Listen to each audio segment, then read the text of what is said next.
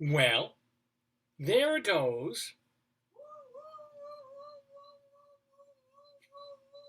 I don't have any noise makers. That was almost sad. Yeah. The day. Here we go. I can make some noise. Here we go.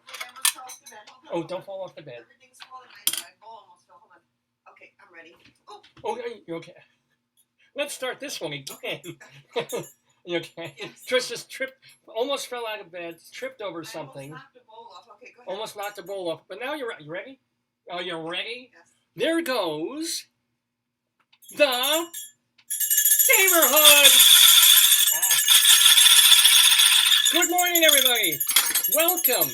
Welcome to you on this holiday weekend. It is May 28th, 2021. Coming at you with the 851st episode of the Day Has Gone By Facebookio Podcastio Programmio of the stream. We are calling it kid friendly. I will explain why. And it should be a lot of fun. We've got a lot of our usual fun things to do for you on this stonking episode of the program. Yeah, babe. Will there be an appearance by the Magic Dugong? We were watching Joyce. She watches a lot of TV that I'm not into, but she makes sure. I don't really watch TV. I put on as background noise when I write. Right, but my brain is very active. On Saturday mornings, a lot of the time, and sometimes Sunday mornings, when I'm not rushing off to work, she will make sure to find a show that I really, really, would be into. You were talking twice. And a couple of days ago, it was the Octonauts, which I cartoons about weird, messed up sea animals, and there's a cat with an eye patch who isn't actually blind. He just wears the eye patch to be cool. There's vegetables that are they're vegetables, right? There was a carrot. There were cute carrots, sort of like servants, which made no sense because these are underwater slaves in this octa animal society. Bow, it looks like tinfoil. You're a little bit blurry, Bubba. Could you take off the bow? It looks like you have tinfoil on your shoulder. Oh, well, it heard you and it dropped of its own accord. It looks like a piece of tinfoil. Oh my God. And seed. David, you don't think I'm a witch? There you go. David, you do not think I'm a witch? I have the power to move matter. No comment. Anyway, so we're watching Octonauts, I said witch, honey, witch. Which I had avoided for a long time because, it's really not that great. Jay Scott gave you a... Who did? Jay Scott. Yeah, well, thank you, Jay. So, but this morning, she found something called Sea Love? I think it's Sea Love. Sea Love. It's like from the Philippines, I think. Right? It's a Netflix thing that they just started, animated little sea animals. Like there's a little cute whale, a child. They're all children going to school. So the child whale with a backpack, and there's a cute little crab with crab eye things. And there's no, he's not a crab. You're right. He's a ray. I keep forgetting that. Stingray. I think he's the one that killed Steve Irwin. Here comes a stingray. But he's very cute. He's got like the eye things like Mr. Krabs. And then there's a couple of others. And then the second episode, and there's a baby shark as well. The baby shark, his tooth becomes loose because he's a little kid. And the father tells him that this is a good thing. Don't panic. It's not a sad, scary thing. Your tooth is going to fall out. And when it does, you save it. And the magic dugong comes and will reward you for the tooth. So you don't even have to be good. No, you don't have to do anything. You can be the most horrible child. You don't have to be good. You could just, You can be Eric Harrison, Dylan Klebold. The magic dugong will come and give you something wonderful if you leave it. But he loses the tooth, and then he enlists all his friends to go find it, and then and at the end of the cartoon, which is about 8 really wonderful minutes, the end of the cartoon, where I'm wondering, as something of an adult, how they're going to end this. Because it's very clear from the attitude of the shark's father, who's got these amazing little mustache whiskers, so you can tell he's the dad, that he's like, yes, the magic dugong comes, and at night, when you're sleeping, he'll do... And, of course, you can see the twinkle in his eye, and it's like, yeah, magic dugong, because daddy has to stay awake long enough to... get the present for the shark when he's asleep. Single father. Well, he's very nice. He's very cool. No, he's a single father. Oh, single shark. Is that true? Yeah, I didn't see a mommy shark, so. Oh. Well, it's only the second episode. She might show up later. But at the end of the episode, The kid does fall asleep, because kids will, even if they want to stay up and see the magic dugong. Wakes up and there's a present under his pillow. And I'm thinking, okay, this is a cartoon meant for little kids. Are we going to see, like, the dad putting his dugong costume in, or sticking out of the closet somewhere? So it's like, wink, wink. Yes, the magic dugong came. But no, this is really sweet.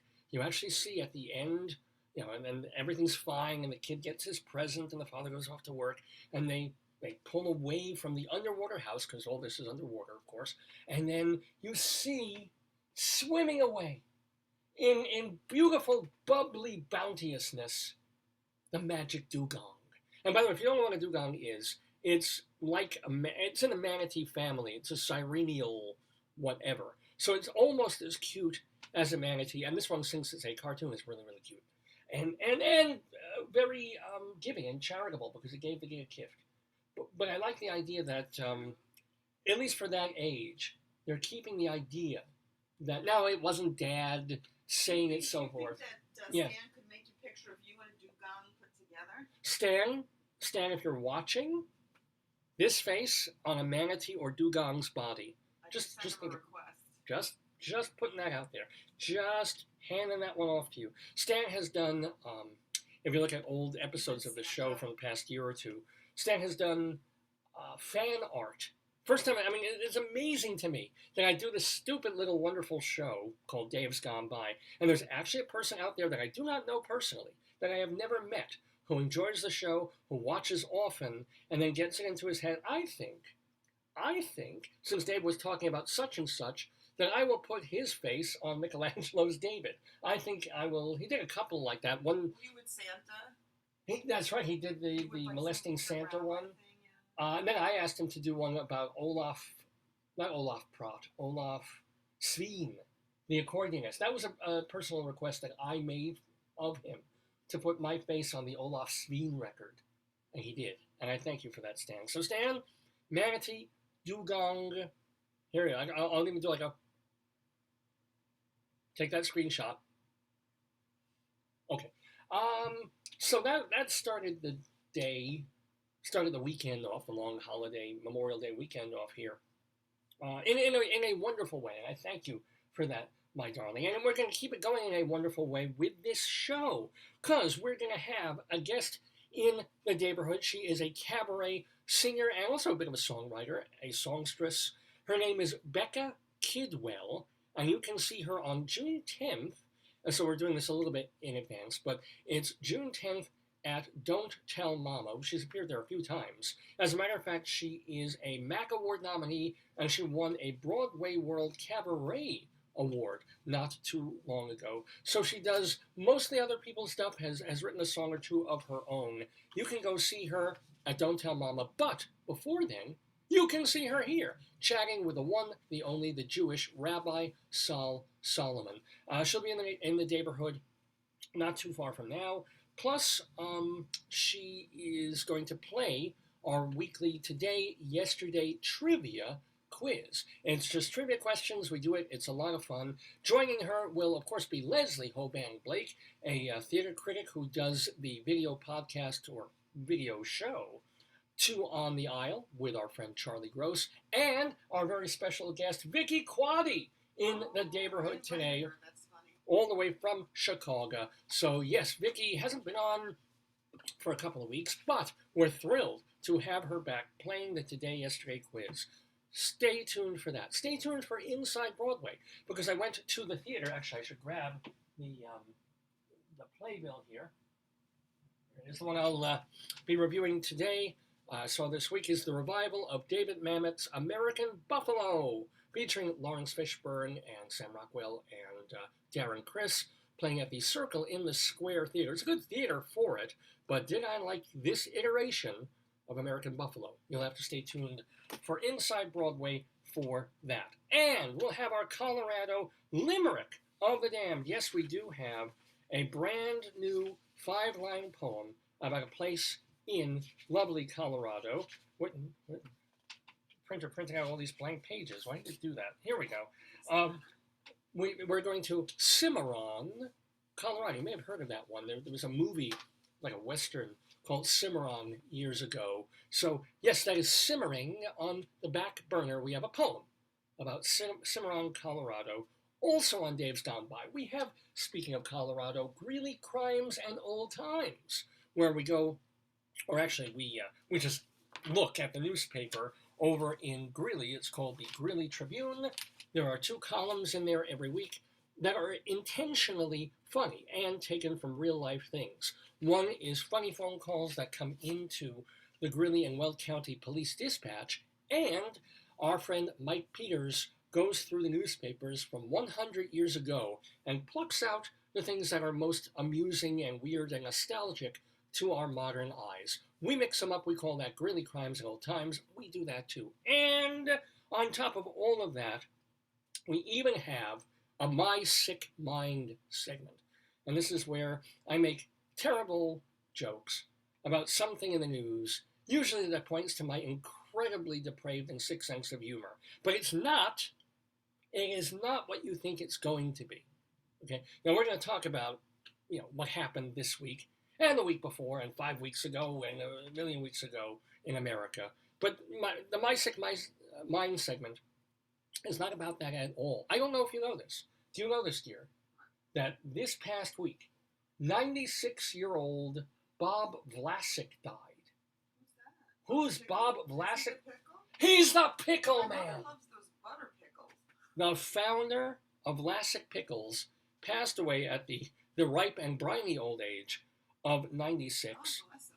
And he had a sense of humor and compiled a book called 101 Pickle Jokes. He did. God. This is real. You can actually get a used copy. It's like the show I saw. It's like the Friends of Midas. When you have money, you can do anything. He had money. You can publish a book about pickle jokes. Pickle jokes with cartoons. It was for a kid's book of pickle jokes. It wasn't the X-rated pickle jokes like I would make. That's what I'm thinking. These are, what goes slam, slam, slam, slam. A 4-door pickle. Right. So I have some pickle jokes myself in honor of the passing of the late Bob Vlasic. That will be our My Sick Minds. I'm almost going in reverse. Usually I take something absolutely horrible and awful that happened in the news or some death of someone famous and then figure out sick ways to make fun of it. This time I'm going the opposite direction. Something horrible and sick happened in America. And my Sick Mind segment is actually kind of cute. It's not even filthy and disgusting and dirty and vile as it usually is. Because, I march to my own drummer. I go my own way with these things. We were watching an old David Letterman interview with Howard Stern earlier in the week. And the whole thing was, you've got to be you. And you've got to do what you do, whether one person is watching or 10 million people are watching or listening. And if you keep doing what you do, the way that you do it, you will find the people who will gravitate towards it.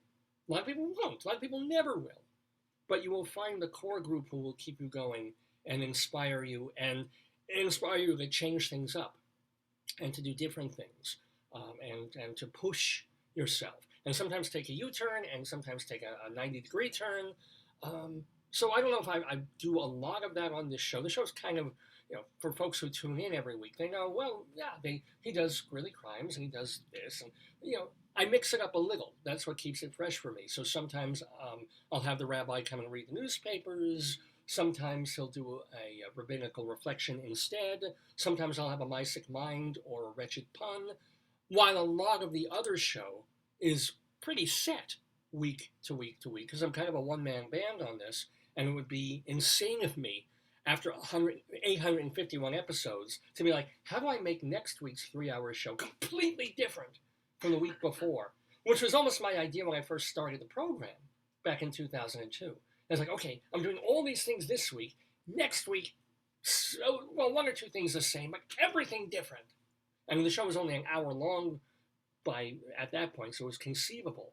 But there is a certain pleasure in expectation in people who tune in specifically for the Today Yesterday quiz.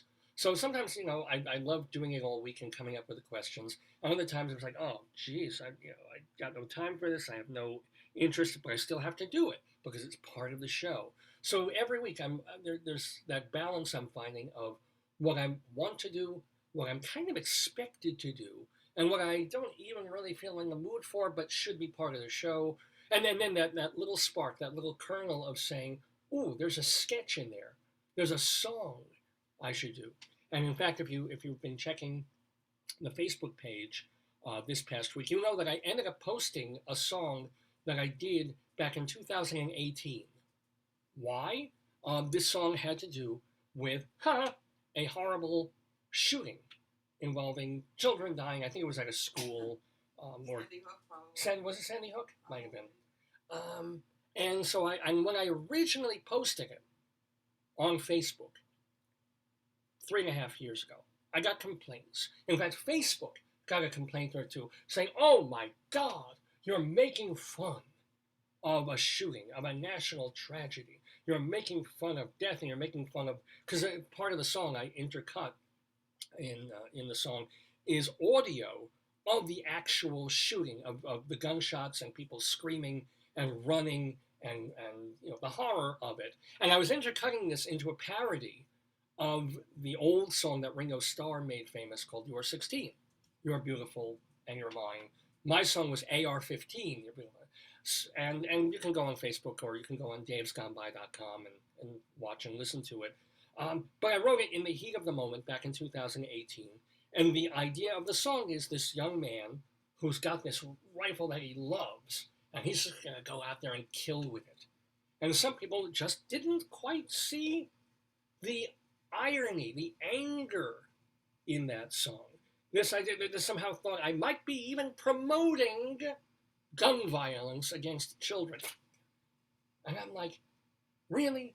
First of all, even if I were, free speech, First Amendment, it's a horrible thing, but as long as I don't convince someone to go and actually do it, it's not like fire in a crowded theater anyway. But all you have to do is pay 2 seconds worth of attention to the song and the way it's cut together, and I listened to it again, and it's better than I even thought it was. It's pretty damn good, if I do say so myself. It's narcissist, look in the water, see your reflection fall. And playing it again this week, right, after what happened, I was going to say in Buffalo, but no, not Buffalo, in Texas, right, because Buffalo was last week. Playing that again, it was like, whoa, I was on it. This is dark, hard satire, and it stabs. Well, actually, it shoots, really. And I cannot believe that the big mucky mucks at Facebook, and this is before the whole thing with Facebook and Joe Rogan on Spotify. This is already 3.5 years ago. Are saying, we find your piece having content that may offend parts of the good. Let it offend parts of the community, and the parts of the community it was offending was the left, whom I agree with to some extent on this issue of reasonable, rational gun control. This idea that the controllers at Facebook are going, oh, too soon. Oh, you're not being so incredibly bludgeoningly obvious about how bad it is to have AR-15s in the hands of lunatics. You're being a little. I am not subtle in any way. I'm never a subtle comedian. All you have to do is watch 5 minutes of this program to know that subtlety is not the area I go. Maybe in some of my plays, maybe in some of my writing I am, but not when I'm out here being me. I'm a middle-aged Jew from Brooklyn, my friends. There's no. I don't have a subtle bone in my body. I mean, the bone in here that's the humorous bone. I have a hilarious bone. Okay, it's nothing subtle like humor. No, it's a hilarious bone. Anywho, and I've got another bone that I'll show you later. See, nothing subtle about my comedy. And this song is only subtle about the fact that it's taking the idea of, it's almost like a Randy Newman thing. Here's a kid, it's just a character study of this kid who loves his gun, his semi-automatic or maybe completely automatic bump stock weapon, and goes to kill with it in a joyful way.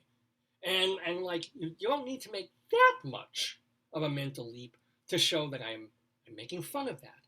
And I'm mocking a culture that allows such a thing to happen. And it allowed such a thing once again to happen this past week, of course, in Texas. First of all, are we sending our thoughts and prayers to anybody? Do we have any thoughts and prayers about this? No. Because that's always the politician thing, the Republican politician thing, the conservative, the gun-owning NRA thing of like, it's too soon to make fun. It's too soon to make this political. We just send our thoughts and prayers to the family of the dead. And, it's such fucking hypocrisy and lies and nonsense. And this idea, and I've talked about this on the air before, and I've made this point, is like you can tell or say to these self-righteous people on the right, hey, we're not making fun of, we're not jumping on this shooting in Texas that is so fresh and so new and making fun of it so quickly and making it political so quickly. No, we waited. This is the anger over Buffalo. This is the anger over Sandy Hook. Is Sandy Hook far enough away in the rear view mirror that we can make fun of it? Now it just happens to coincide with another shooting. But no, this current one is not the one that we're being anti-gun and political about. What do you need? White sound maker. Oh, she does. Yes, hold on. I gotta give this to Joyce. So, and by the way, what pisses me off also about this whole thing is for weeks here I've been going off on, and I'm moderate center left Democrat, right? New York born. I believe in a lot of, and for months now I've been railing about cancel culture and how wokeism has gone overboard, and just being like, why is the left shooting itself in the foot and electing a president who's just this close to being a vegetable? I mean, this is like, okay, if America can only find leaders like Donald Trump and Joe Biden, where are we as a country on both sides? But I'm mostly hacking at the left because they are supposedly in power. And while they are in power, gas prices are $5 plus, and mothers can't find baby formula, and there's war in Russia, and this and that. It's like, right? So I'm on it, and then Republicans remind me. They remind me that no matter how terrible the Democrats are, how awful they are, right-wing conservative Republicans tend to be filthy, horrible scum. They're going to be worse. And I'm reminded of this by Donald Trump appointing 3 right-wing judges that will now destroy abortion in this country, or the availability of abortion. It's already happened in fucking, is it Oklahoma or Nebraska? I think it's Oklahoma. That you cannot really get a legal abortion unless you bring the rapist into the hospital with you. It's like, he raped me, I hate him, I still have his sperm on my thigh, kill this kid right now. That's the only way in Oklahoma right now that a girl can get this problem taken care of.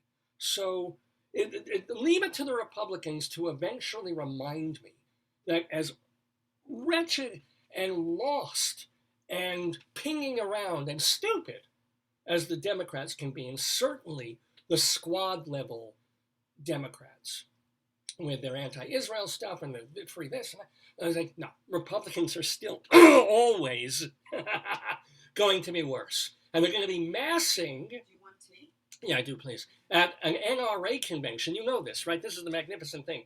You know what's happening at the National Rifle Association meeting in Texas this past week? Not only did the president show up and speak and say a prayer for the dead and ring a fucking bell for the dead children, but no guns were allowed. You know, the guns were banned from the NRA convention this week. I'm not the first person to mention it. I mean, isn't that the most wonderful thing?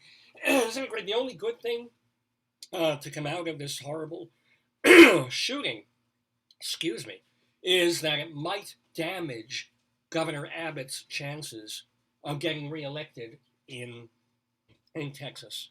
Right. It's just this guy, this hero to this right. This fellow is saying, Look at left-wing cities. Look at Chicago. Look at parts of New York. Look at Oregon. Was it Portland, where they had the tent cities? Look how the left cannot control crime. They're defunding the police, and now there's shooting everywhere. And there's, oh my God, there's black people shooting white people.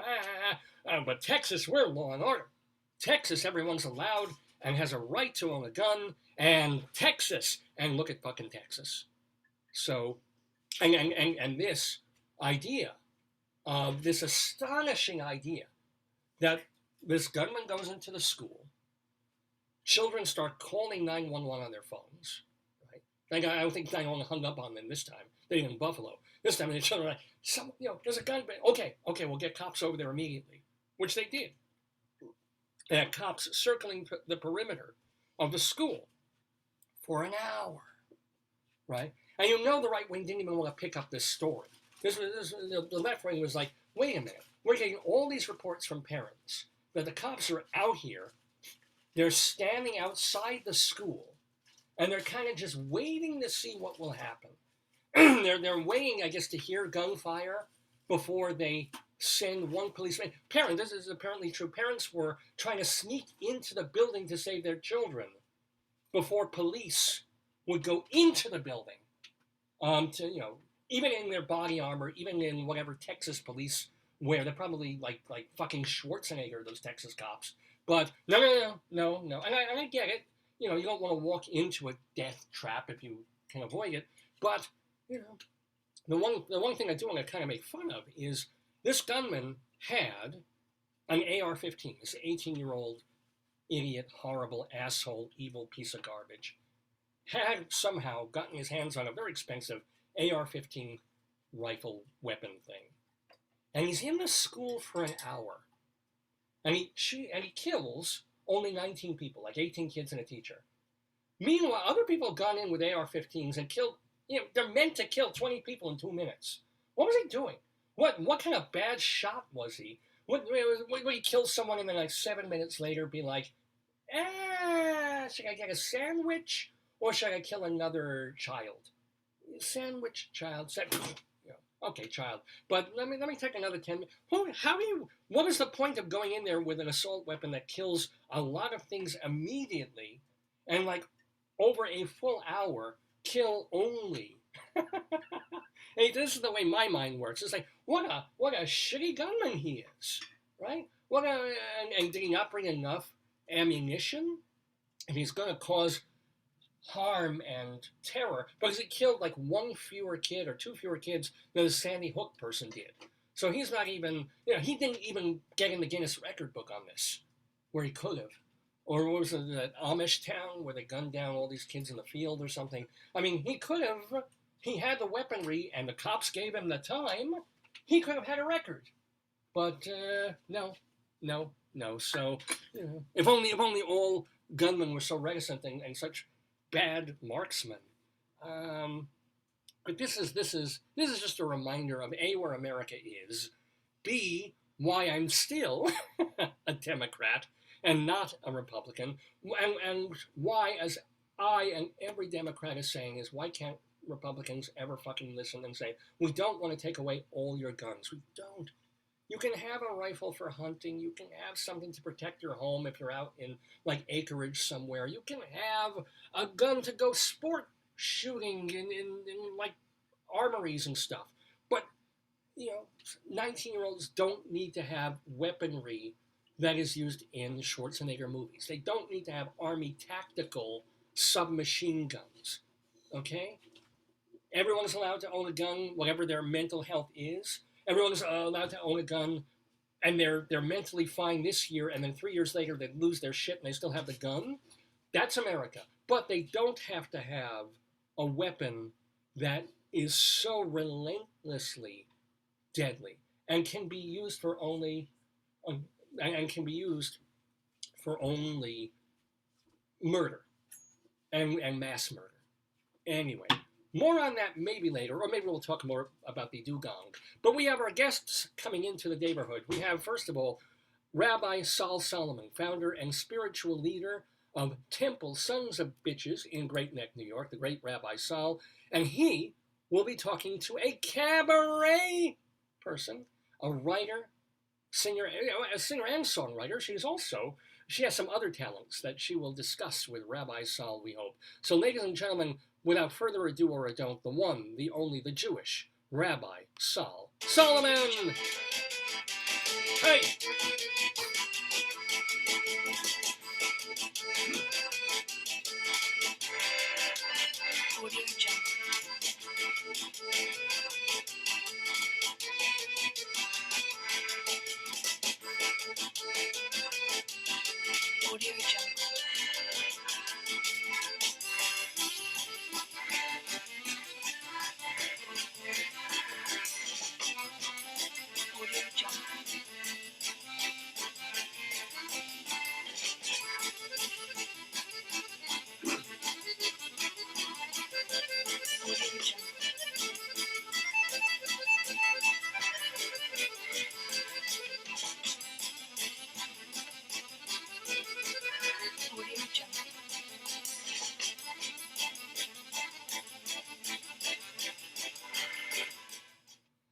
Oh, shalom, my friends. Shalom, all of you. I was like, oh my God. Not that I mind looking at pussy, but what the hell was that? I just saw a cat. And now, however, I see the lovely and delightful Becca Kidwell, who is laughing already. This is good. This is a good sign that she is already laughing and having a good time with us here on Dave's Gone By. Shalom, Becca. How are you? Shalom. I'm well. How are you?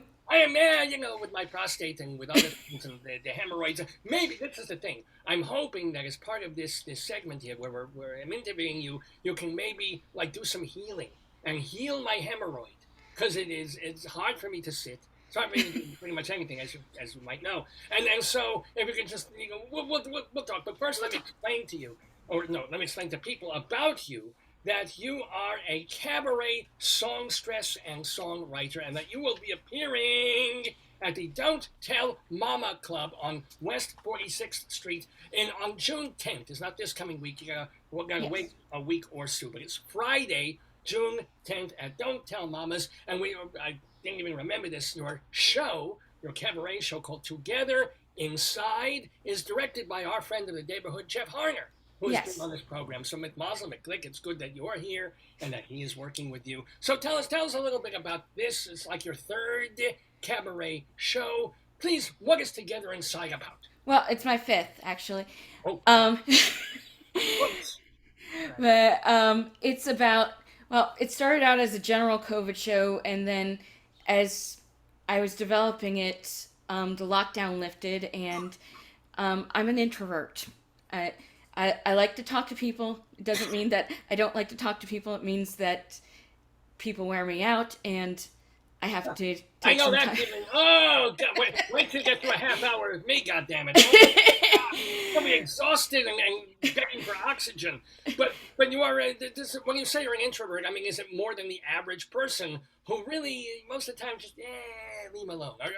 Have you been, not diagnosed, but do you really feel like more than most, you're just like, leave me alone?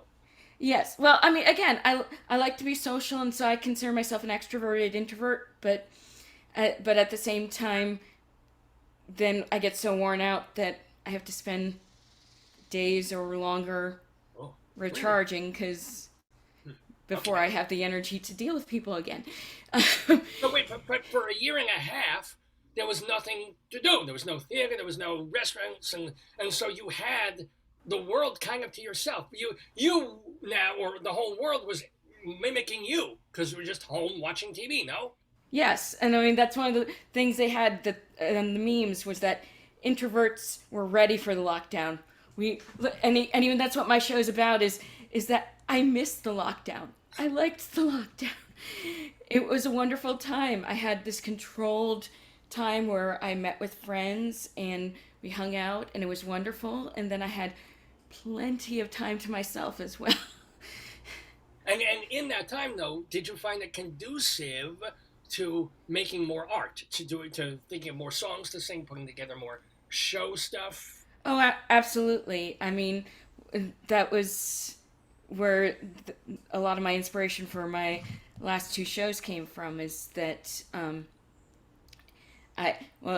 several things. I was inspired by my COVID experience to start working on a show for this. Also, I came up with my show of dares that I did last year that was just my friends, talking to my friends on Zoom. We had this group of women that was wonderful, and they encouraged me. They would say that I was a badass, and so I came up with the idea that why don't I have people dare me to do different It's interesting you mention this because I do have a bad ass that you can this hemorrhoid that I've got, but that's not kidding. But the dare thing. So is that sort of like when they have these cabaret benefits where someone sings a song that wouldn't be appropriate normally for them in a show, or is it more like this song is not something you would ordinarily sing, but we dare you to tackle it? Is that it? Yes, it's more the second. Like what songs were in that? There was a wide range. There was everything from light opera to jazz to musical theater, and it was stuff. Sondheim. Well, what song was like most representative of being out of your wheelhouse that you tackled and brought into your wheelhouse? I'd say the light opera was pretty out of my wheelhouse. Also, pretty much. There were a lot of songs that scared me. I mean, if the dare scared me, that was a definite yes, no question. Oh, excellent. Okay, all right. And now this song, Together Inside. How do you manifest the idea of we're all caving, we're all taking COVID away or COVID time in this manner, but how do you translate that into an hour and 5 minutes of show? Well, pretty much when the lockdown lifted, I wrote the song that I was inspired by the song Alone Together, and the song Alone Together talks about how even though we're alone, we're together, and that reminded me of like being on Zoom calls and how we were so close and we got to spend so much time with each other and really get to know each other during the lockdown. But then as soon as the lockdown lifted, it was like everyone's back to their normal lives, and they're wanting to, and everyone just goes back to everything. And so, well, can I ask you what are 2 or 3 songs in the show that people can see at Don't Tell Mama on Friday the 10th that illustrate this point? So there's one song by my friend Meg Flather that's called Inside, and it talks about how for the first time in a long time we all were together, and how we actually took the time to we accepted that we had to be we had to isolate, but at the same time we actually talked to each other. Other songs besides my song, but there was, but I have, with a little help from my friends, which when I talk about how I found ways of keeping myself social and not feeling so lonely after lockdown. And did you get COVID? You mentioned your COVID experience. Was it just the experience we all had, or did you actually get the disease, Steve? I had Omicron in January, so it wasn't horrible, but still COVID. Yeah. I mean, that long COVID stuff, is your brain somewhere floating in the atmosphere, or are you fine? No, I'm fine. It was like a head cold for me, but at the same time, and it was kind of wonderful because it was like the time right at the beginning of January when everything was closing up again, and I was like, well, there's nothing to do anyway, so I might as well be sick. So this is my life. As soon as I'm fine, I go, you know what? I felt good today. I should get eczema. There it is. And then the hemorrhoid pops up. I keep telling you about this because we will. Because here's the deal. You also have this polymath, if you will, and forgive me for my language there.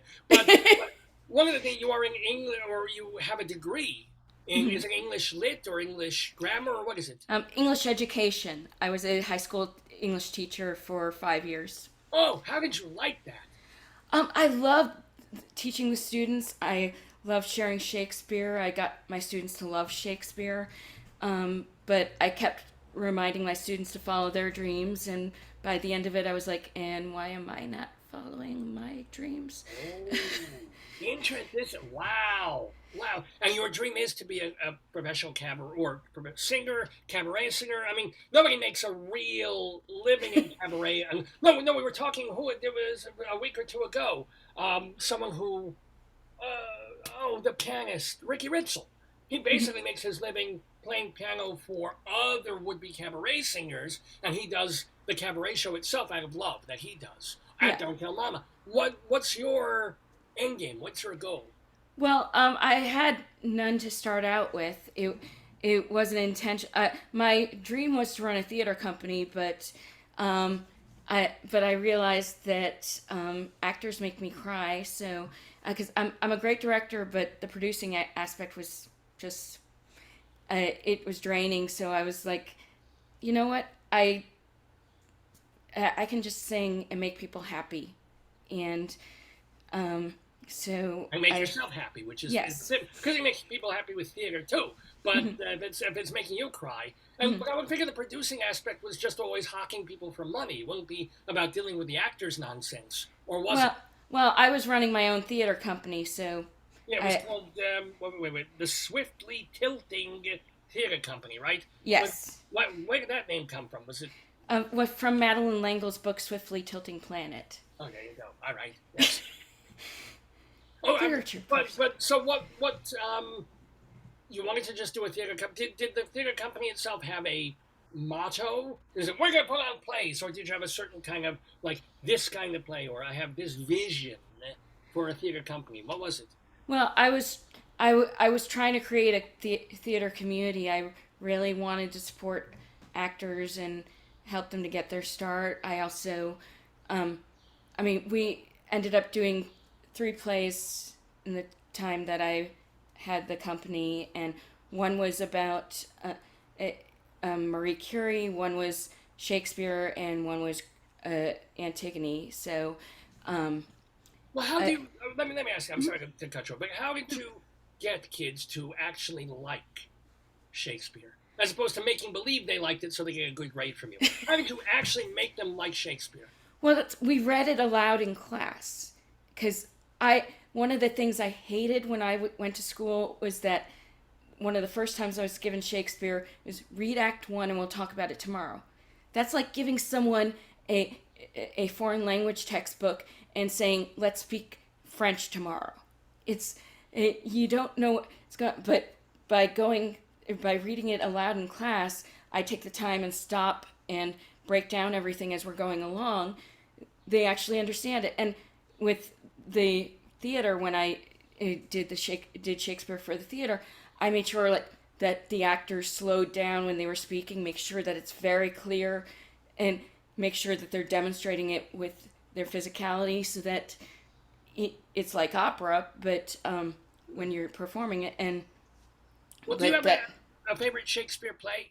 I'm just wondering which and why. I love all of them, but I'd have to say probably King Lear.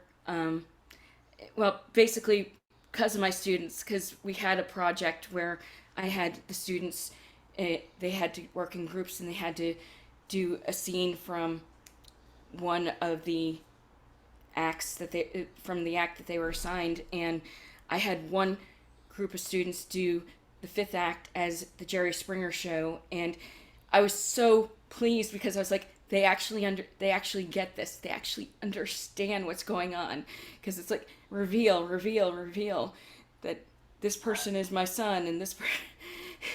Yeah, I love this idea. And also, I wanted to play King Lear they always cast me as fool. There's always, oh, hey, ho, the wind and the rain. And the fool's the smartest character in the play. Am I right? Well, anyway, sometimes I get cast as one of the sisters and the witches, and it doesn't. So let me also, one of your first cabaret shows, maybe your first, was all devoted to one artist. And it wasn't like Frank Sinatra, and it wasn't, what Tony, it was Mary Chapin Carpenter. Was there a particular reason that you gravitated toward, do her songs fit in your range, or did you just grow up listening to her, or Well, I grew up listening to her. Most of her songs don't fit in my range, and we had to adjust ranges because she's very deep. She's a low alto to even a counter tenor. And I'm a soprano. But she all of her songs. There is a song for every moment in my life that she's written, and that's what my show consisted of. Was that her songs all completely told the story of my life, and even that there's so many more songs that could tell other aspects of my life. I feel that way about Shel Silverstein. Remind us, oh, I'm sitting on the toilet now. Oh, I'm feeling. Actually, I wrote that one, but that's a moment I have it every day if I'm lucky. If I'm not so low. Speaking of which, we've been talking about this healing thing. One of the other things you do, and I guess this is like your job, your kind of day job, but something that you do love, is that you work with your hands, but not in the way that most people would think. Oh, she's a plumber, she's a factory. No. What are you doing? Can you explain this? Because I'm a cynic and I don't believe in these kinds of things, but maybe you can help me. What do you do? Sure. So, well, for one thing, I haven't done it since COVID, just for the fact that pretty much the liability issue. I don't want to be standing in a room with someone who may or may not have COVID and potentially passing it on to others and dealing with. I grew up in the 80s where everyone was suing everyone, so I'm very cautious about these things. But I am a Reiki practitioner, and pretty much it's the balancing of energy. It can, I do tend to lay hands when I do it, but you don't have to. Wait, what, your hands? I missed that word. What do you do? Lay hands. Oh, lay hand. Okay, yeah. But pretty much it's a manipulation of energy so that your energy in your body is balanced. And because when energy gets concentrated in one area, that's how problems can develop. That's how babies are born. No, I'm kidding. Well, actually, yeah. You got a concentration of energy there. Blood and sometimes sputum. I don't know how that happens. Your hands actually get hot when you, like, if you hold your hands like by my head when I have a head. Do they, like, your hands shake and get all warm and like ET-esque or something? They can get warm. I also can feel like, again, when there's a heavy concentration of energy in one area, and that needs to be moved around so that it's not all in just one place, and that the energy is actually flowing all throughout the body so that you have a clear flow of energy, so nothing's getting stuck. So you hold it in the quote-unquote bad place, the overloaded place, and then kind of move your hand to where you want some of that energy to go? Is that how that works? Well, I scan the whole body. I make sure that I scan the whole body and go through the whole body.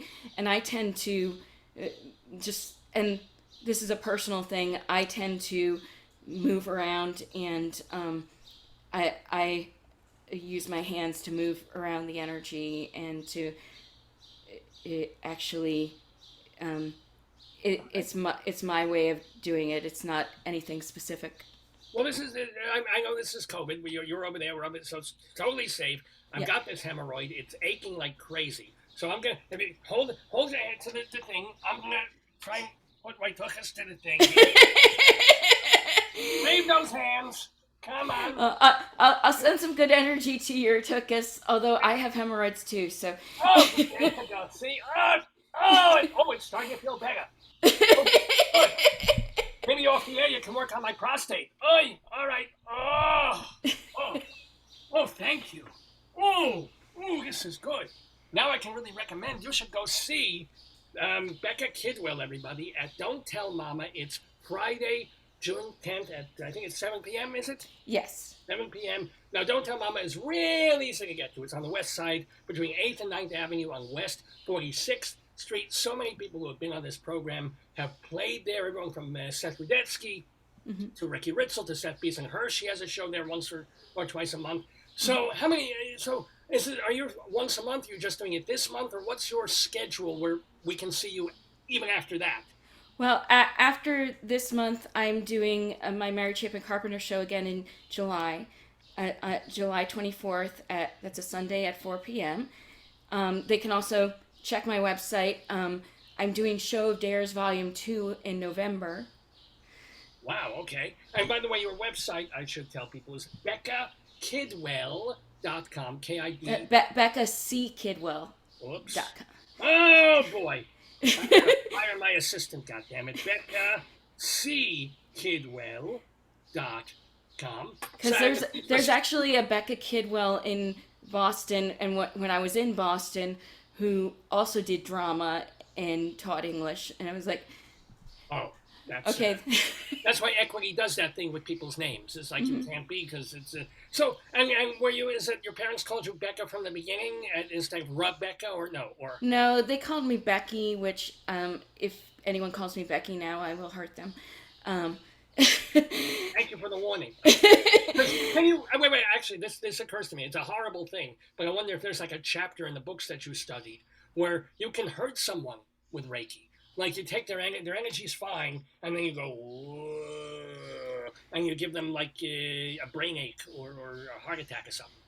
No, I mean, people could technically do that, but it kind of go with the Wiccan read of do no and harm none, and pretty much whatever you put out there is what's going to return to you. So if you're putting out good energy is going to return to you. If you're putting out bad energy. Yeah. I put out 3 poops this morning. I'm going to throw up on my pillow. I don't want this happening. That would be very, very bad. But well, that's very cleansing to you. True. All right, I like this. No, you mentioned Wiccan. Are you a witch, wiki, wacky, woo, wacky thing person, or what? Or... I just when asked, I'm a Christian witch. All right. So I took everything that I grew up with, and I just realized that the world is too large to define it so narrowly by the confines of any one specific religion, and so I personally. Well, I define mine through Judaism. Go figure. Judaism is big enough for me. I don't need to be Jewish and Buddhist, Jewish and vegetarian. Jewish is fine. Just perfectly fine for me. I gotta tell you. Are you married? Do you have a personal life or thing? Yes, I have a husband. Yes. Mit Mazel Glick. How did you meet? We actually met through a Craigslist roommate ad. Wow. Yeah. I was looking for a roommate. I was completely broke after grad school, and it was $433 a month with off-street parking in Boston. Whoa! So I was like, I don't care who these people are. Right. You could be working in like Idaho. Still, I'll commute. It's okay for them. And from the moment we met, we were attracted to each other, although we didn't admit it at the time. And then 6 months later, he asked me out, and then 6 months. But wait, you were living apart. You were living in the same space. Yes, Could that have gotten weird, or not? No. Well, for 2 reasons, it didn't get weird. We each had our own individual rooms, and also and there's plenty of space. I mean, it was a huge apartment for, again, $433 a month with off-street parking, in Boston. And also I was incredibly stubborn, and I had lived so many years in the South that I had it ingrained in my head not to do anything before marriage. So... Oh my goodness! Whoa! So wait, he was your whoa? Yeah, really? Whoa! I hope it was it worth it? Looking back, are you happy that you waited and he was the only, or do you think like and I could in Georgia College I could have gotten some? Well, I'm very glad that he did, because that way at least one of us knew what we were doing. And also that's one of those things is that it's just, it would have been, I was so afraid. Oh, ooh, okay. And, yeah. And so it's I'm closing my legs for you as we imagine the blood and the pain and the But Brendan was so he was so patient and gentle, and so this is good. So what's this? He's the best missionary? guy. Do you like the doggy? What's your favorite? I think that's personal. yeah. I'm talking to an introvert who doesn't like her spacing baby. I'm asking the single most disgusting. But seriously, reverse chandelier. What's her? No, I'm kidding. We don't have to. You don't have to. But I can see you're thinking of it, and you want to answer, but you won't. I will not force you. Well, let's just put it. I'm a lot less sweet than I look. Oh my. Speaking of not sweet, let's turn. You've actually done a couple of adaptations of. Look how I'm pivoting away from this. Thank you. Antigone. What made you into like modern Ireland? Is it or yes? Published this. You wrote you know Greek, or did you take it from an English thing and just do another version of Antigone? I just did another version of Antigone, and pretty much I was raised Catholic, and so I consider myself a cultural Catholic now because nothing ever leaves you completely. That's how I feel about my kidney stones, but yeah. But I wanted to set it in a modern time, and I was like, where would there be still punishment for not going by the religious rules? Texas. Oklahoma. Well, yeah. Yeah, nowadays America, but but at the time Ireland, and so I was like, that would be some place where they would be strict about if you went outside of the religious guidelines. Well, and again, that was at that time, because actually Ireland is more progressive now than America. America. So. Right, on to something a little bit happier. Well, we have God, I've got like 1 or 2 minutes left with Becca Kidwell before you're gonna stay. I'm gonna go. Dave is gonna come in and do a more normal thing. So come on, you've got to have a favorite missionary or all right, no. You have a favorite all-time, apart from Mary Chapin Carpenter, like a cabaret performer maybe, or singer that either has influenced you the most or that you love more than anything. I love Tracy Stark.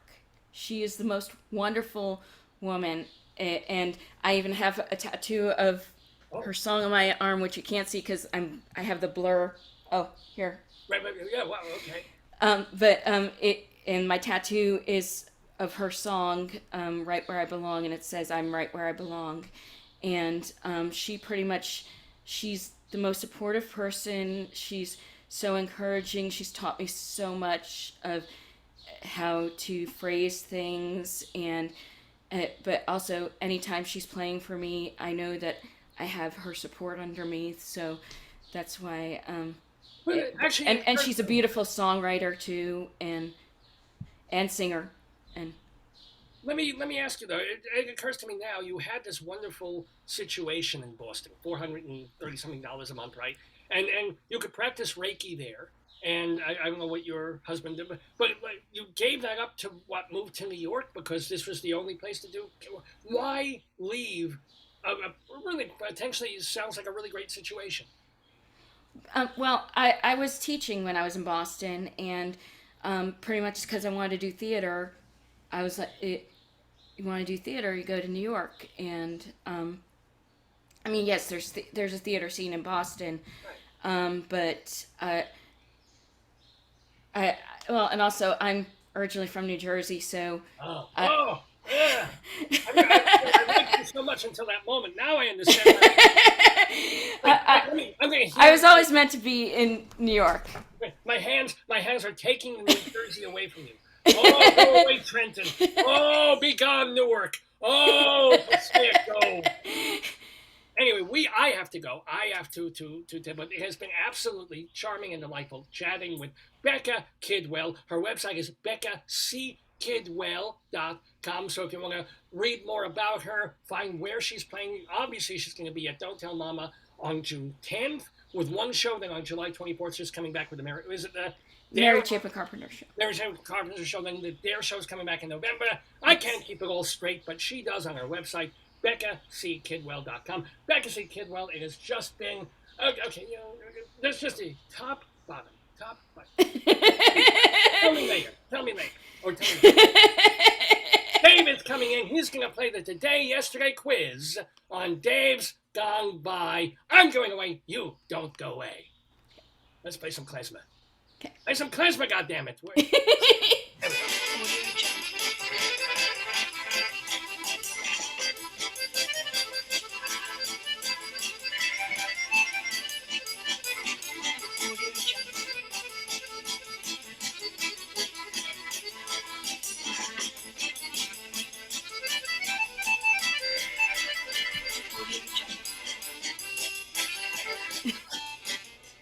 Some of the most un-Jewish klezmer I've ever heard. Dave Edwards here on the Dave's Gone By Facebookio, Podcastio, Programmio of the stream. And we are here on this May 28th. It's just a little after 10 in the morning in the Daverhood. And we are joined now by not one, but two lovely ladies. And hopefully three, depending on cell phone or computer working. But first of all, this may be happening. We have with us from Chicago, of course, Vicki Quade, the co-author, the co-creator of Late Night Catechism, as well as, what's the other show that you're doing these days? Oh my goodness, so many. I am starting a new game show in a month called Are You Smarter Than Your 8th Grade Nun?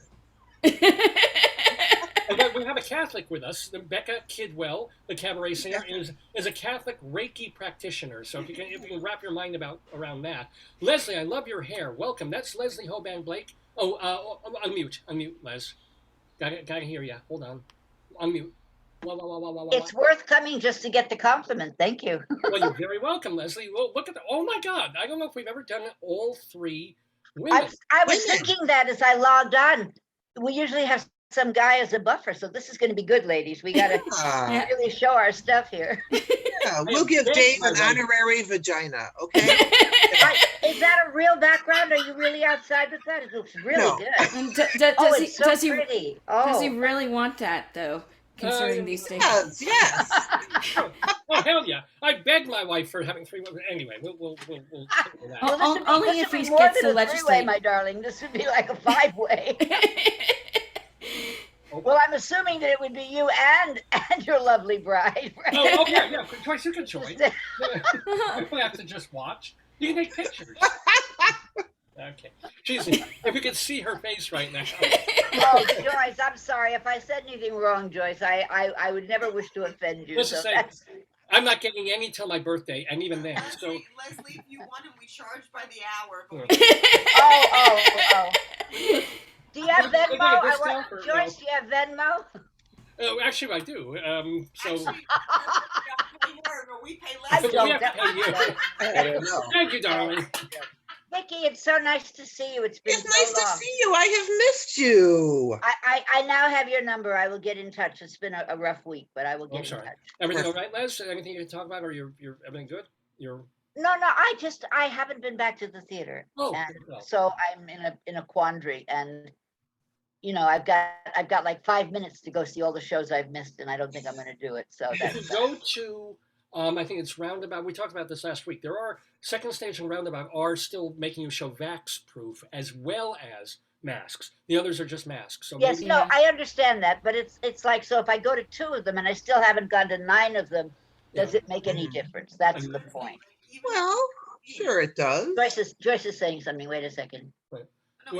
So Leslie, even if you go, you may not see the main actor. David went to see the. Well, that's the other part. The press people would not send us to it then, because if I went to Funny Girl last weekend, and Julie Benko because Julie Benko is in half the shows now, as opposed to. And she's supposed to be wonderful too, isn't she? Yes, I know her work.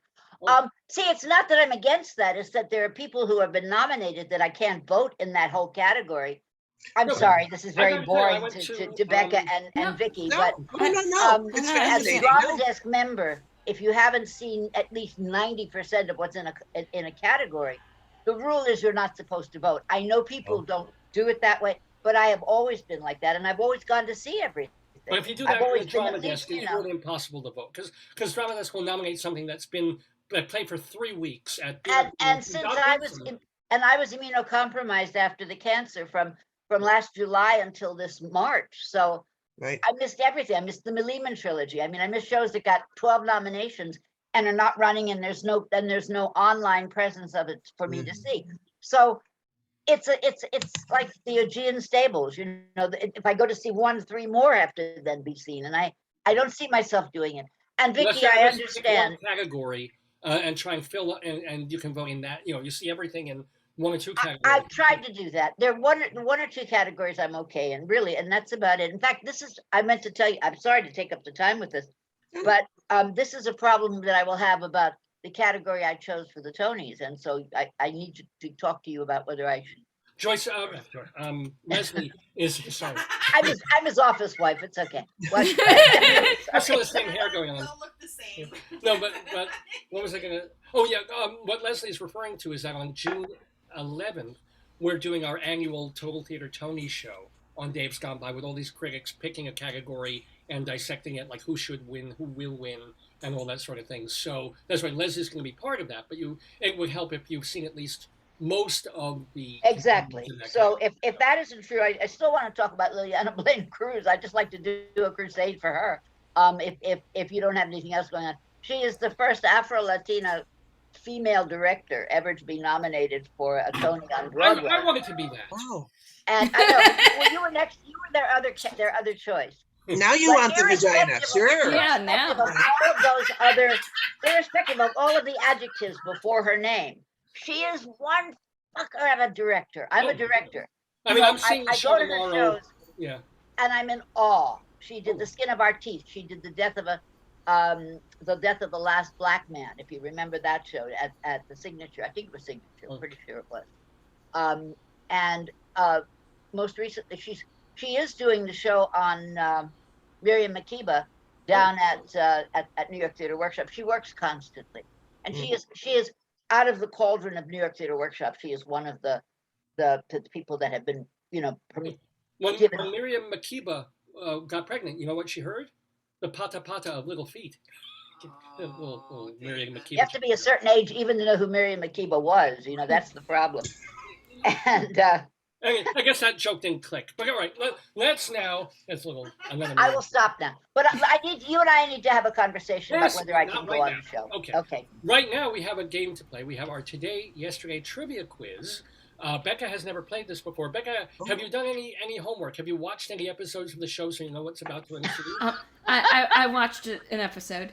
Oh, okay. You did. And you came on anyway? Oh, what a nice person you are. Now I'm curious, what episode did you choose? I watched Seth Beeson Hirsch's. Oh, because he was Seth Beeson Hirsch, the pianist at Don't Tell Mama. Okay. I just said so you kind of know what it is, but I'll give you the rules. It's pretty simple rules. It's questions, 3 rounds, 1 question per contestant, each worth 2 points if you get it right. If you don't, another contestant gets the chance to steal based on the roll of a one-sided die. So, Becca, since you are a newbie in the Daverhood, could you kindly pick a number between 1 and 6 and tell me what it is? 4. Becca with a 4. And next it's going to be Leslie. You have to wait this time. I know. Vicki is now the returning. I know. Well, so I would let Leslie. Leslie, you can pick. No. We're all very. We're so genteel. We're ladies. We're proper ladies. Also, Vicki, if you don't, you're Little Britain. Yes. Okay, 2. Oh, okay. Vicki with 2. Leslie, wait. It's coming to me. Hold on. Let me do my Reiki. Is it more than 5 and less than 7? It might be. It might very well be. He knows me well. Leslie with a 6. And what I'm going to do is I'm going to roll a digital one-sided die. What I love while you're rolling the die, he didn't tell you the putative reason behind the game, which is wonderful because it's not what the game is about anymore. Is there a reason behind the game? Well, because it's supposed ostensibly what happened on this date in history. That was how it started when I was first playing. And it got so far away from that although sometimes there is a question about that. But usually it's just the wonderful, wacky world of Dave Lefkowitz is where the question comes from. We'll leave it at that and roll the die. Oh, look at Vicki, I just squeezed out a number 2 for you. So, Vicki, do you want to go first, second, or third? I'll go first. Vicki going first. Okay. That's a 1. Leslie, do you want to go second or third? I would like to go second, please. Leslie second, and that leaves Becca. So that gives you a chance to kind of have 2 other people do what they do and see how it goes. So, are you guys ready to play the Today, Yesterday trivia quiz? Yes. So, Vicki, this question, number 1, goes to you. And as Leslie was saying, it has to do with stuff that happened in history, kind of, on May 28th. So, on May 28th, 1608, debuting today as part of a royal wedding in Mantua is La Arianna, an opera by Claudio Monteverdi. Although the score has been lost to the ages, the libretto survives, as does one extended section of a character's lament that would become a standard feature of Italian operas. But which of these features about Monteverdi is false? Okay. A, he railed against alchemy and publicly denounced one of his old friends for dabbling in it. B, to keep his son from being tortured by the Inquisition, Monteverdi had to sell his jewelry. C, late in life, after suffering depression, he became a priest. D, whole sections of Monteverdi's last opera, The Coronation of Poppaea, were likely written by other composers. Ooh. One of these is false. Total guess, it's the jewelry. Is that your final answer? Yeah, because, yeah. Well, all that glisters is not true. I'm afraid that is not the correct answer. All right. Have to save his son from the Inquisition. I thought maybe he sold his wife's jewelry, or he sold, instead of jewelry, he sold something else. Yeah, he sold himself into jewelry. I love the fact that David knows the word glister. It always amazes. This is why I love this man. Thank you very much. Thank you. I'm glistering and blistering as we speak. Let's do this. Oh, Leslie. Oh no, it would be Leslie, isn't she? No, this is a steal opportunity. But we haven't given the answer yet. We haven't given. Your hair has gotten very long, Vicki. I'm just noticing. I know. I need to trim it, but I kind of. Well, that's why I got a haircut. But I debated about that, and I just couldn't handle it. I might put it in a ponytail. I haven't done that in a long time. Yeah, I can't get my hair cut anymore because I sweat too much, and if I need to be able to put it up. So. Oh, I see. Yeah. Okay. No, I have the same. In the back. I know. Yeah. Mine's just. I have enough to put up. I have just enough to put up. It doesn't show. You can't see it, but it's up. Dave, what is your issue? What? No problem. Yes, David has. There's some hair up here that should really be trimmed, but okay, enough of this. I got to get to this. I got to get to this because so is the anti-alchemy becoming a priest, or the music being written by others? I don't know really anything about Monteverdi. I have to be honest with you. Opera is not my forte, regardless, and Monteverdi is way down on what I do know. So, that being said, alchemy was such a thing. He was around at the Inquisition. It was a punishable by fire, order de fe. So, he would have to. Well, hold on. I'm going to say that he did not become a priest. See, is false. Is that your final answer? Yeah, it's as good as any other right now, sure. Out, wrong answer. I banished thee in the name of the Daverhood. So, this is very exciting. We have Becca with a steal opportunity. You have a 50-50 shot of putting 2 points on the board. Do you need me to read the choices again? Or Yes. Okay. So here's the deal. It's about Claudio Make Monteverdi. notes. Which of these is false about Monteverdi? A, he railed against alchemy and publicly denounced one of his old friends for dabbling in it. Or, whole sections of Monteverdi's last opera, The Coronation of Poppaea, were likely written by other composers. I think the alchemy, because people writing stuff about other people, that tends to happen a lot. So I'm gonna go with A, alchemy. Final answer? Final answer.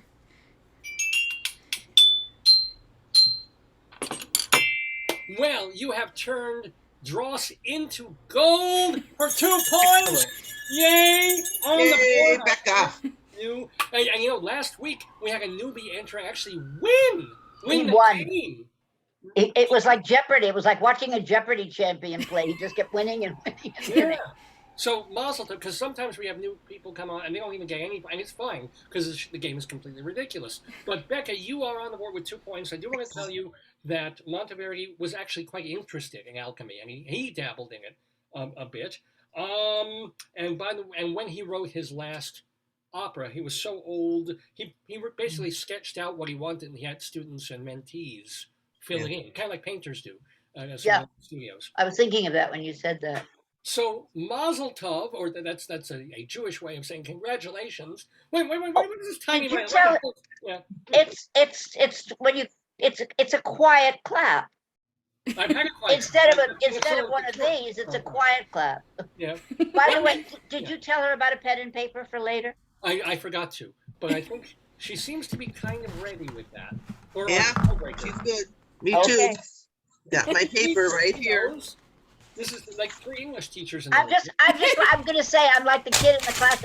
And Mr. Lefkowitz, don't forget to tell them they have homework to do.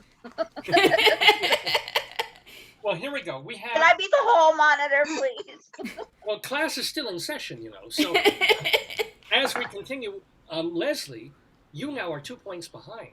You got to work to catch up to. Oh, the show that just started. She got 1 right, and I'm 2 points behind. Yes, this is no way to talk to a friend. Go ahead.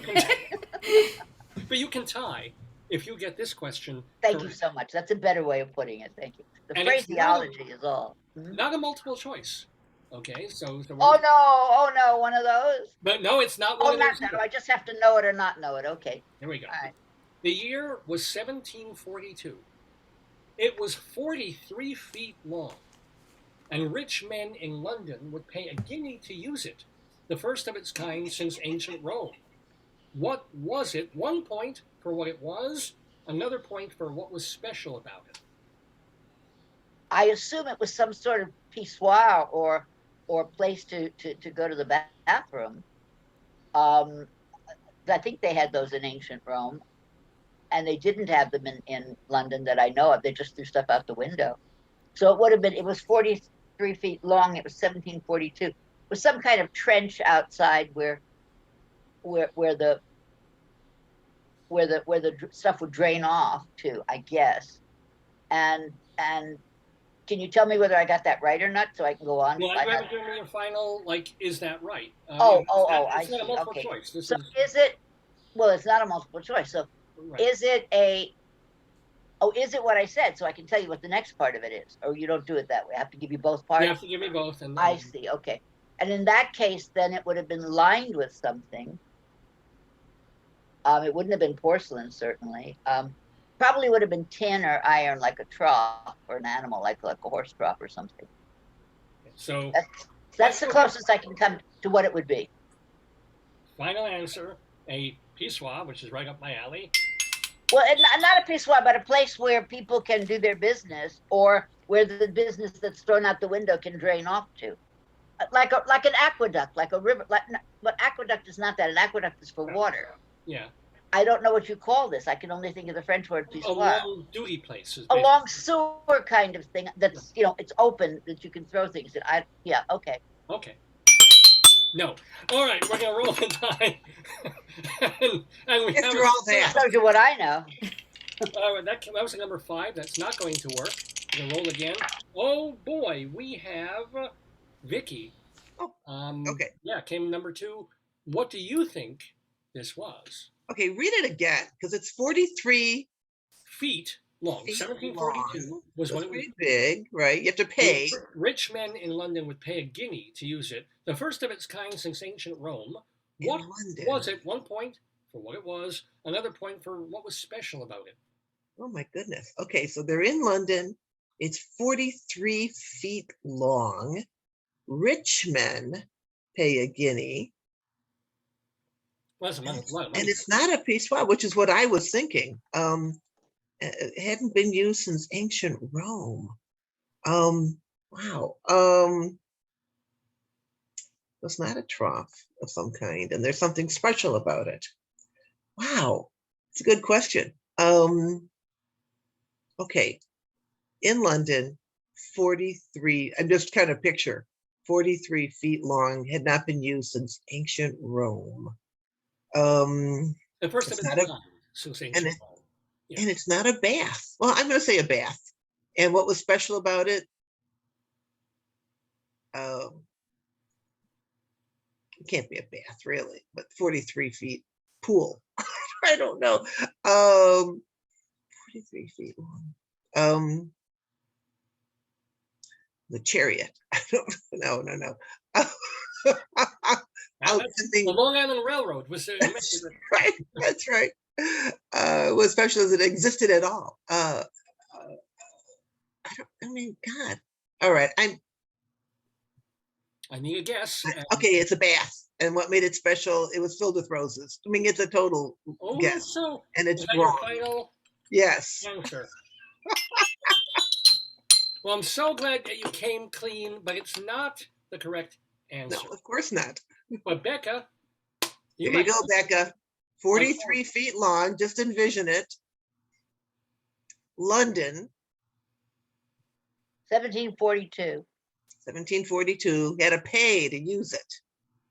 A guinea, which is a hell of a lot of money. Yeah, actually give people a whole Italian to use the thing. Yeah. So, what is it? What do you pay for? I have no clue. It's a tough one, isn't it? Prostitute. No, what? I should tell everybody to get their mind out of the sewer. I kind of put us in there, and that's where everybody's going.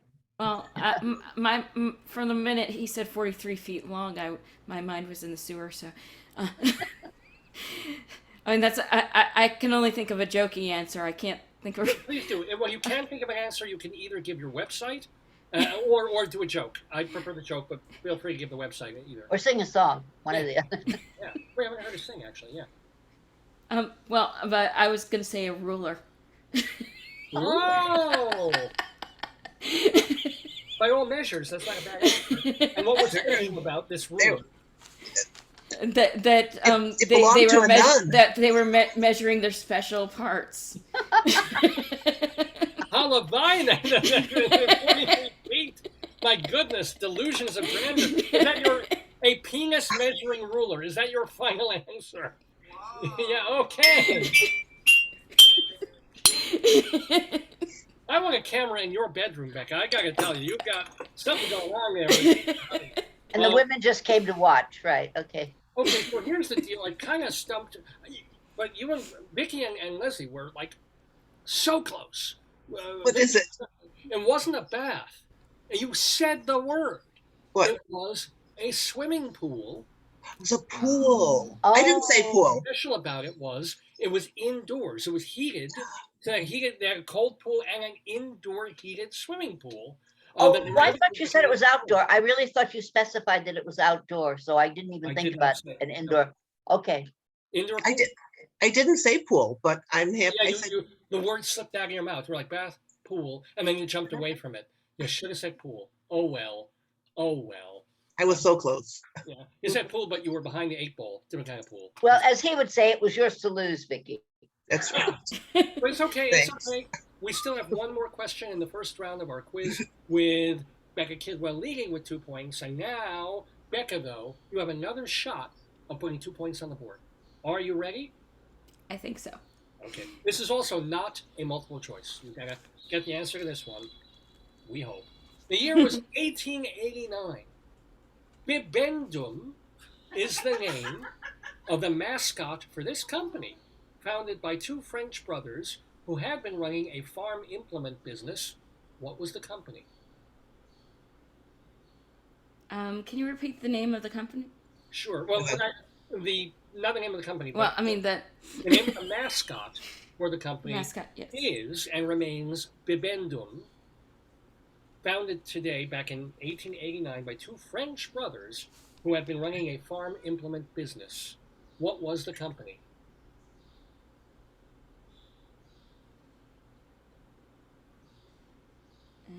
I would not have known. Believe me. I read them. I find these, but I would not know this off my head. Well, French brothers. Biba's drink tends to be,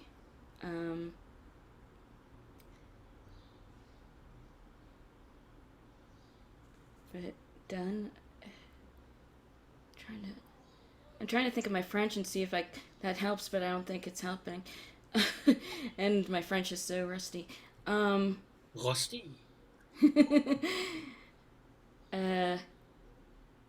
I have no clue, so I'm just gonna go with the name of a music group that I know, which is the Drinkwater Brothers. Les Drinkwater Frères. Is that your final answer? Yes.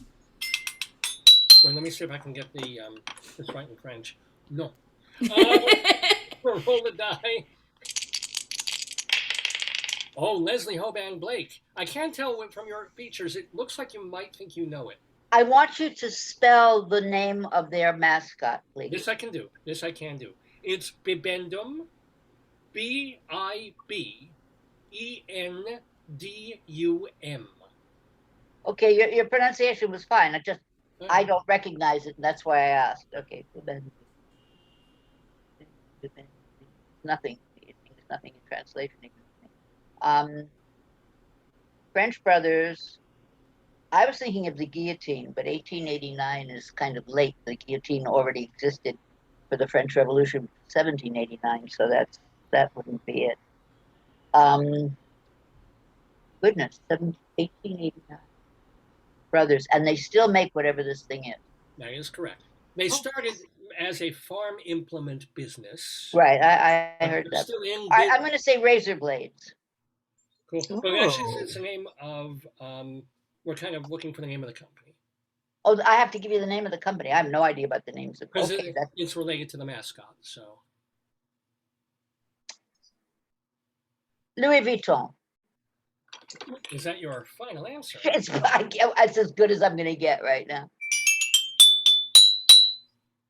Wow, I don't have a pun for Louis Vuitton. You don't have a suitcase to put that one in? I don't have enough tonnage. He needs to carry that off. Okay, Vicki. Wait, why didn't I even roll the die? Vicki, it's your steal anyway. And we came up number 2. So Vicki, yeah. Yeah. Well, I was thinking maybe it's not anything to do with implements. Like it's two brothers who they're in a farm, so maybe they're growing something, hence the stuff behind me. So then I thought, well, maybe Becca was saying could be something liquid. So then I thought maybe it's like cough syrup or something like that. Like maybe it's medicinal. I was thinking of a product. And what would you have a mascot for? Clearly you're selling, right? It has probably something cute. Or maybe it's milk, come to think of it. Maybe Bibendum is a cow.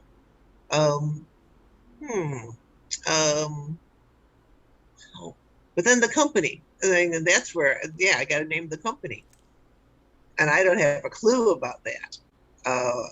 What the name of a French brothers company would be. Maybe it's chocolate. I don't know. I know I'm thinking all this stuff.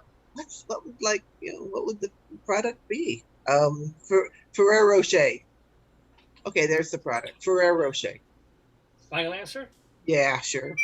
Another wrong one. Well, no, at least there was in good taste. I'll tell you that.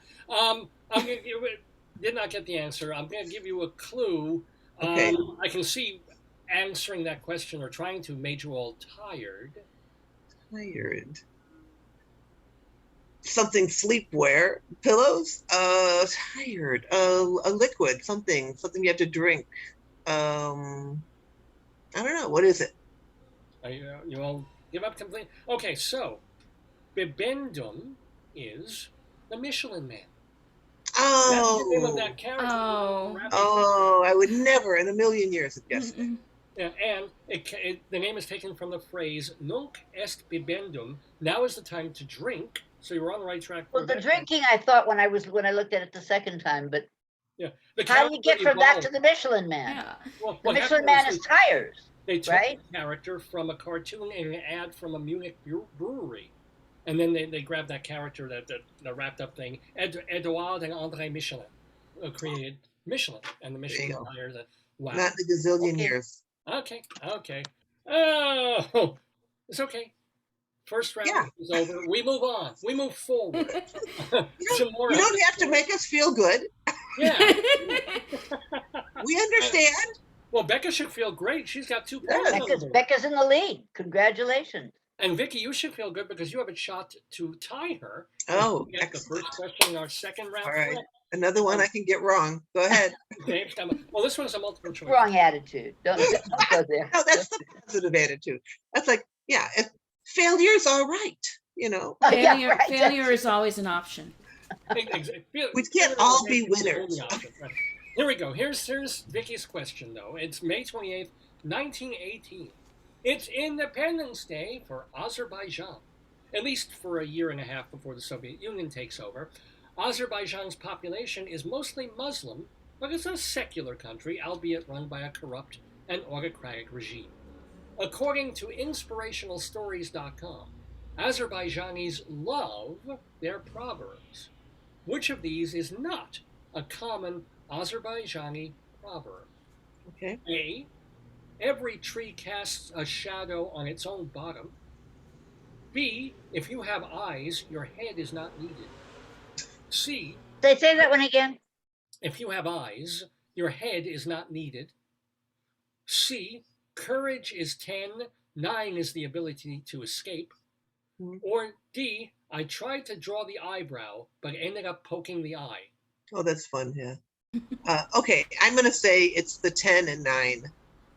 Courage is 10, 9 is the ability to escape. Sure. It's not an Azerbaijani proverb. Is that your final answer? Yeah, it's a guess. Oh, Vicki, run away! Run away! It's not the correct answer, I'm afraid. So we have a steal opportunity. Let's roll this die here. Leslie Hoban Blake, number 6. It's like, that's the greatest place to be. Did you say 1918? Yeah. That was the day that Azerbaijan had temporary... That will live in infamy, right? That's when the Russians came in. Those nasty Russians. Yeah. So it's the tree shadow on your bottom, it's eyes, you don't need a head, and it's eyebrow poking the eye. Right. All of which are truly stupid. Sorry if there are any Azerbaijani people out there. I don't mean to. I just don't find these to be particularly uplifting or informative. Or proverbial. Except for the courage and run away, which I thought was a good one also. Yeah. So one of these is true. Is that right? No, hold on. One is false. All of these are actual Azerbaijani proverbs, except we're looking for the fake. Got you. Oh, I would have. Okay, the fake one. All right. Fake. I was trying to draw the D. Final answer. I tried to draw the eyebrow, but ended up poking the eye. Is not an Azerbaijani proverb. Well, I guess we're seeing things, Leslie Hoban Blake, because no, that is an actual Azerbaijan proverb. Whatever that happens. Come on, Becca. Come on, Becca. Becca. It's worked for you before. Come on, Becca. Steal opportunity. I'm thinking it's the every tree casts a shadow because it's the one that seems the simplest and makes some sense. So is that your final answer? Yes, A. Every tree casts a shadow on its own bottom. Sorry to make you feel like an ass, but no, I've stumped the panel again on this one. The eyes. You don't need a head. Yeah, I made that up. It means nothing. I just there. They all mean nothing. What do you mean? I try to draw the eyebrow, but yeah, they're actually all really, they're stupid. Kind of explains 9/11, doesn't it? Anyway, here, let's get to the next question. Leslie Hoban Blake, this question. Were they from Azerbaijan? No, Do you know this? I mean, come on. They were a horrible thing. Leslie, the year. Look how. What is that giant piece of paper you're holding up? I never saw that before. Wait, you think I have these questions? No. But because of the camera angle, it looked like a scroll. It's just a large piece of paper. Yes, but the camera angle made it look as if it went from here to here. So here we go. In our Today Yesterday quiz, Leslie, 1976 was the year. So get in the spirit. Winning the Palme d'Or at the Cannes Film Festival is Martin Scorsese's Taxi Driver, destined to become one of the iconic films of the 1970s. Which of these is false about Taxi Driver? About the movie or about the occupation? The movie Taxi Driver by Scorsese. A, Jeff Bridges was Scorsese's first choice for Travis Bickle, the role that went to Robert De Niro. B, Dustin Hoffman was offered the role of Travis Bickle and turned it down. C, George Carlin was Scorsese's first choice for Tom, the role that went to Albert Brooks. Or D, Melanie Griffith was offered the role of Iris and turned it down. All of these are true except one. Wow. That is such an iconic film, and I'm watching The Offer, which has nothing to do with this, except that it was the same time period about The Godfather. Oh. I'm enjoying it enormously. And there's a guy playing, Matthew Good, the actor, is playing the kid stays in the picture. What was his name? The guy who ran Paramount. Yeah. I can't think of his name, but he's doing such a brilliant job. It's amazing. Okay, none of this is the answer to this thing. Melanie Griffith, huh? Melanie Griffith. Melanie Griffith would have been about 12 in 1976, wouldn't she? No, she must have been, she was a young woman because she's up there in age. Melanie Griffith, George Carlin.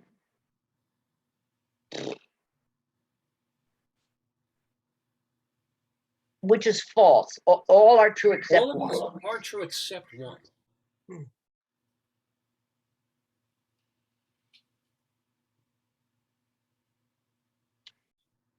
Oh dear, oh dear, oh dear, oh dear.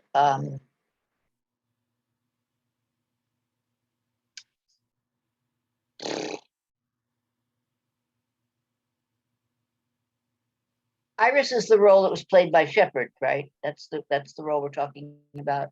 Iris is the role played by Jodie Foster. I can give you. Oh, okay. I'm sorry. See, I was thinking of the wrong role. Thank you. In that case, I'm going to say that he offered it to. No, it's entirely possible that she was a kid. Okay, that makes all right. Okay, so Bridges or Dustin Hoffman were offered the role of Travis Bickle and turned it down. And George Carlin was going to play who again? George Carlin was Scorsese's first choice for Tom, the role that went to Albert Brooks. The role that went to Albert Brooks. He managed the campaign or something, right? He was the campaign manager or something like that. I don't remember. I'm trying. Okay, all right. No, it wouldn't have been. I would say I would say C. George Carlin would not have been given that role. Is that your final answer? Yeah. By yes. Well, here are 7 words that I can say on podcast television. I made that up. George Carlin was never in the running for the Albert Brooks role of Tom. That was false. So Leslie Hoban Blake with 2 points on the board. And by the way, yes, Melanie Griffith was very strongly considered for the role of Iris, but her mother, Tippi Hedren, saw the script and was like, no, I don't want my. Okay, right. And by the way, Tippi has been on the show. Yeah. So. And look how well Melanie turned out for not doing that. Right. Yeah. Well, I don't know. Which would you rather be, Melanie or Jodie Foster in terms of career? I'd rather be Jodie Foster, given anything. Well, just for pure brains and ability. What? Wait, Joyce is saying I couldn't hear. What? Melanie is unrecognizable. Oh, well, she's saying now Melanie Griffith is unrecognizable because of. I know, and for some time, yes, and for anyway, some time. In happier news, we have a tie game. We have Leslie and Becca with 2 points each as we head towards the end of the second round of our Today Yesterday quiz. But this question goes to Becca Kidwell directly, so you can break the tie. But here's the bad, I guess you could call it bad news. Oh, three clues in the news. Yes. my least favorite thing that we do. Okay, Becca. It's That's all right. Good yours. luck, dear. Becca is an English teacher. She studied English education, so language. She might have an advantage. This might work for you. So here's the deal. And you watched an episode, you probably heard this kind of a clue. It's called 3 Clues in the News. I'm going to give you 3 words that are completely unrelated to each other. But each of the words is related to the word that we're looking for. So your job is to think of those words like blank word or word blank, and then figure, what word are we looking for? And that word you're going to come up with has to do with something that happened in the news this past week or 2. Okay? I'll give you, so for example, if I were to say couch or sweet or vegetable, you might come up with a word. Potato. Indeed. That's how it works. So are you ready? Yes. Here's our 3 clues in the news. Star, up, match.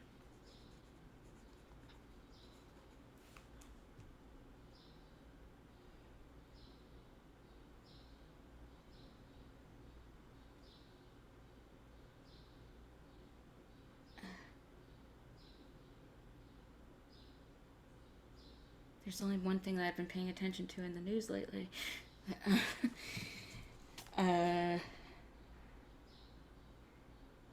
Star up match.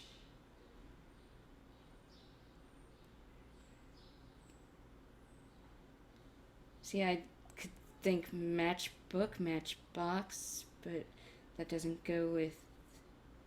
I mean, a bookstore, but book up.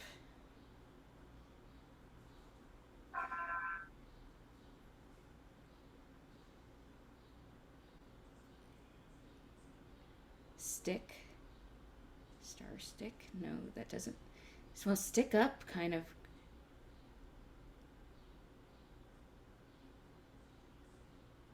But struck.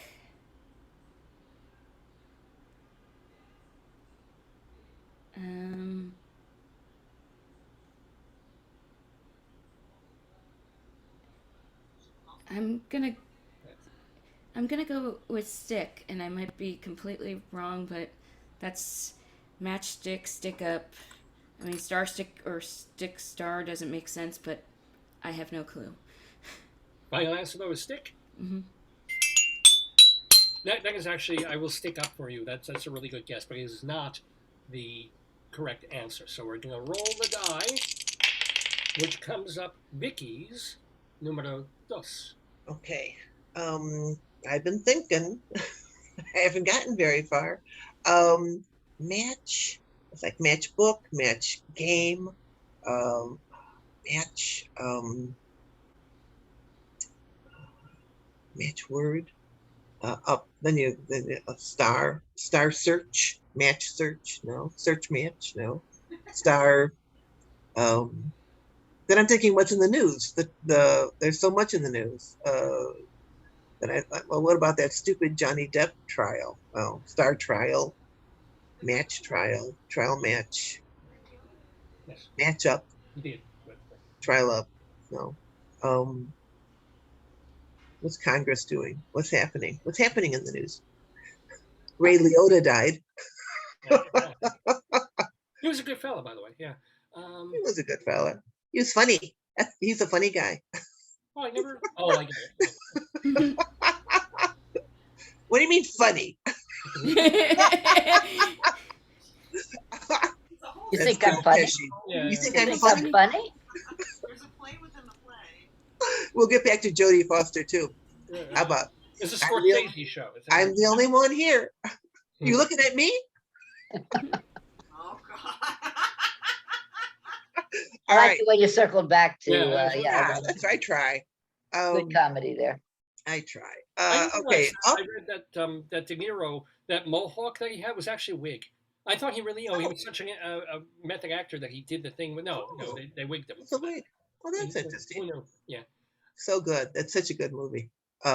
Okay. Up, star, match, Yes.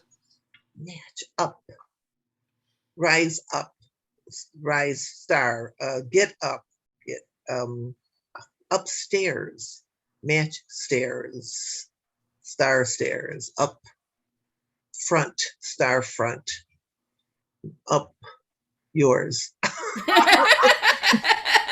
Thank you, Vicki. Vicki's final appearance on the show. Just Anything to elevate the tenor of this program, yes. Just thinking. Yeah. Just thinking. Star. Please get it. I don't want to even try. No, I'm helping you. Leslie. I'm really helping you. Match, game, match. The three words are star, up, match. Yeah. 3 clues in the news. Yeah, and that's the tough one, is to try to figure out what the news clue is.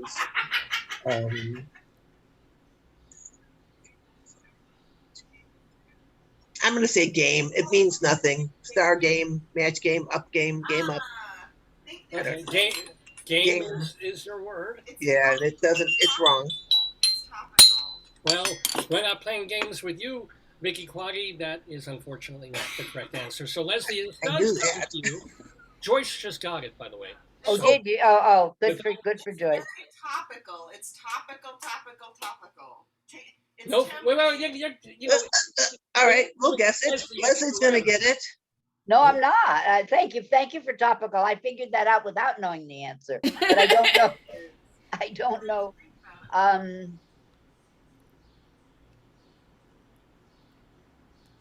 Something topical. Shoot. SHOOT. Shoot. Is that your? Yeah, I wish it weren't. Yeah, that's the word that I that's the only word I could think of.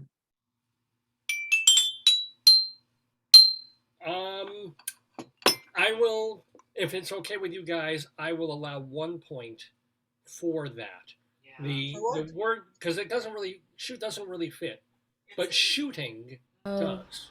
Oh, Shooting star. Shooting star, shooting up, and the whole shoot and match. So shoot. Give Leslie a point. Yeah. Well, you're very kind, ladies. Thank you. I mean, Yes. if it comes down to at the end, it's a question of who gets anything. You can take it back, but thank you. Yeah. Well, I was trying to come up with something where the word would be Uvalde, but it's just yeah, right. Well, I mean, that's all I could think of anyway. I couldn't think of any other way to do it. Sure. Yeah. No, but you would deserve a point on that. That's Dr. Vicki. What's her name? Dr. Sue. Dr. Sue. Sorry. No, but you were. I didn't ask for it. No, I didn't. Dr. Sue used to beg for points. I'm not begging for the point. Thank you. And did you know that? I wish we didn't have to talk about Uvalde. I wish there were no such thing. By next week there'll be another shooting. We can. And those, I'm wondering how many of those policemen are going to commit suicide. Jeez. None. No, they wanted to save their own. They're so cowardly. They're not going to go in the building. You think they can kill themselves now? Well, that's what kept. That is. A lot of people do think that's the coward's way out. So you know. Did you know that Matthew McConaughey was from Uvalde? Is from Uvalde? No, I did not know that. Yeah. I had no idea. Yeah, he came out immediately and made comments about, tragedy. Well, I think I just sort of blocked Matthew McConaughey out when he saw me. I like Matthew McConaughey. No, it's after the book. I didn't have anything. I was fine with Matthew McConaughey until he wrote that book that was so full of himself that I can't abide him anymore. Didn't read it. Didn't know that he. Hey, look! At least a Hollywood person can actually write. He wrote a book that sort of says, if you want to be like me, here's what you have to do. And it's like, who the hell wants to be like you, man? You know, I mean, it's like, whoa. full of yourself much, Well, here's the deal. Everybody would want to be like me right now because I get to host this show with amazing guests like Becca Kidwell, Vicki Quade, and Leslie Hoban Blake playing the Today, Yesterday trivia quiz on Dave's Gone By. We have Leslie in the lead with 3 points, Becca right behind with 2 points, Vicki not yet on the board, but of course that can change, especially as we move into the third round, and Vicki gets the question first. Okay, another one to miss. The year was 1999. Ooh. So we're at a party. After 22 years. Ooh, I was actually alive. Prince. The answer is Prince. No. No. After 22 years of being hidden away during restoration, Leonardo da Vinci's The Last Supper goes back on display in Milan. Which of these is false about that painting? Okay. A, the restoration process was so massive, the painting has almost none of da Vinci's original paint on it. B, if you visit the monastery/museum where the painting is displayed, you won't see Jesus' feet. Years ago, that part of the painting was cut out to build a doorway. C, one weird anomaly of the painting is that Judas holds a knife in one hand, a bag of money in the other, and with a third hand reaches for a piece of bread. Or D, it was the first painting of the Last Supper that depicted Jesus without a halo. One of these, only one of these, is false. And this went, of course, to a woman who plays Hang On. This is, I love this. Well, and I've seen it. I mean, I've been there. I have seen The Last Supper. Oh. Yeah, in Milan. And it is true that at one point it hung at a monastery, and the monks cut the feet of Jesus to make the door larger, to put in a larger door. And so that is true, though, that they cut the feet.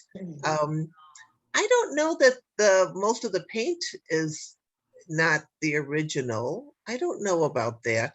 I also don't remember that Judas has 3 hands. And I don't remember that. And what was the last one? The last one it was the first painting of the Last Supper that depicted Jesus without a halo. You know what? I'm going to say the third hand, although that might be true. There might be some goofy thing going on there, but I'm going to say that. So you're saying it's false that what was it? Judas holds a knife in one hand, a bag of money in the other, and with a third hand reaches for a piece of bread. That is false. Correct.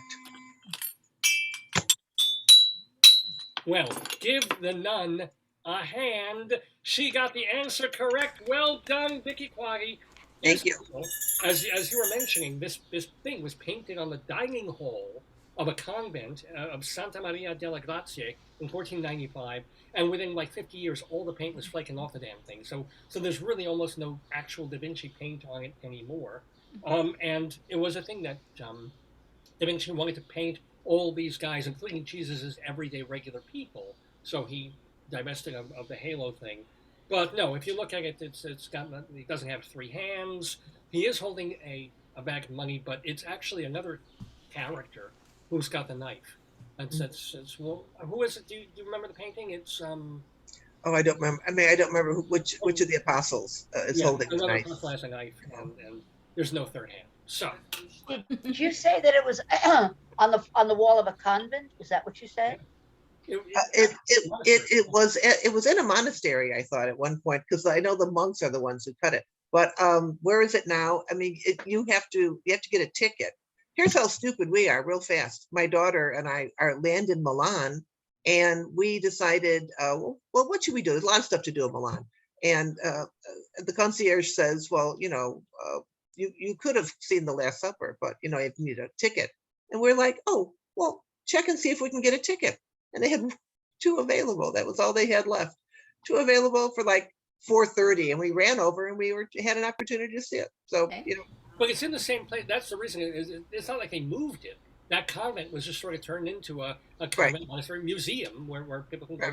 Oh, now that's where the convent gimmicks. And you're not allowed to take monastery, and then I heard convent. I got confused. Yeah, you're not allowed to take photos, but everyone does. They sneak them.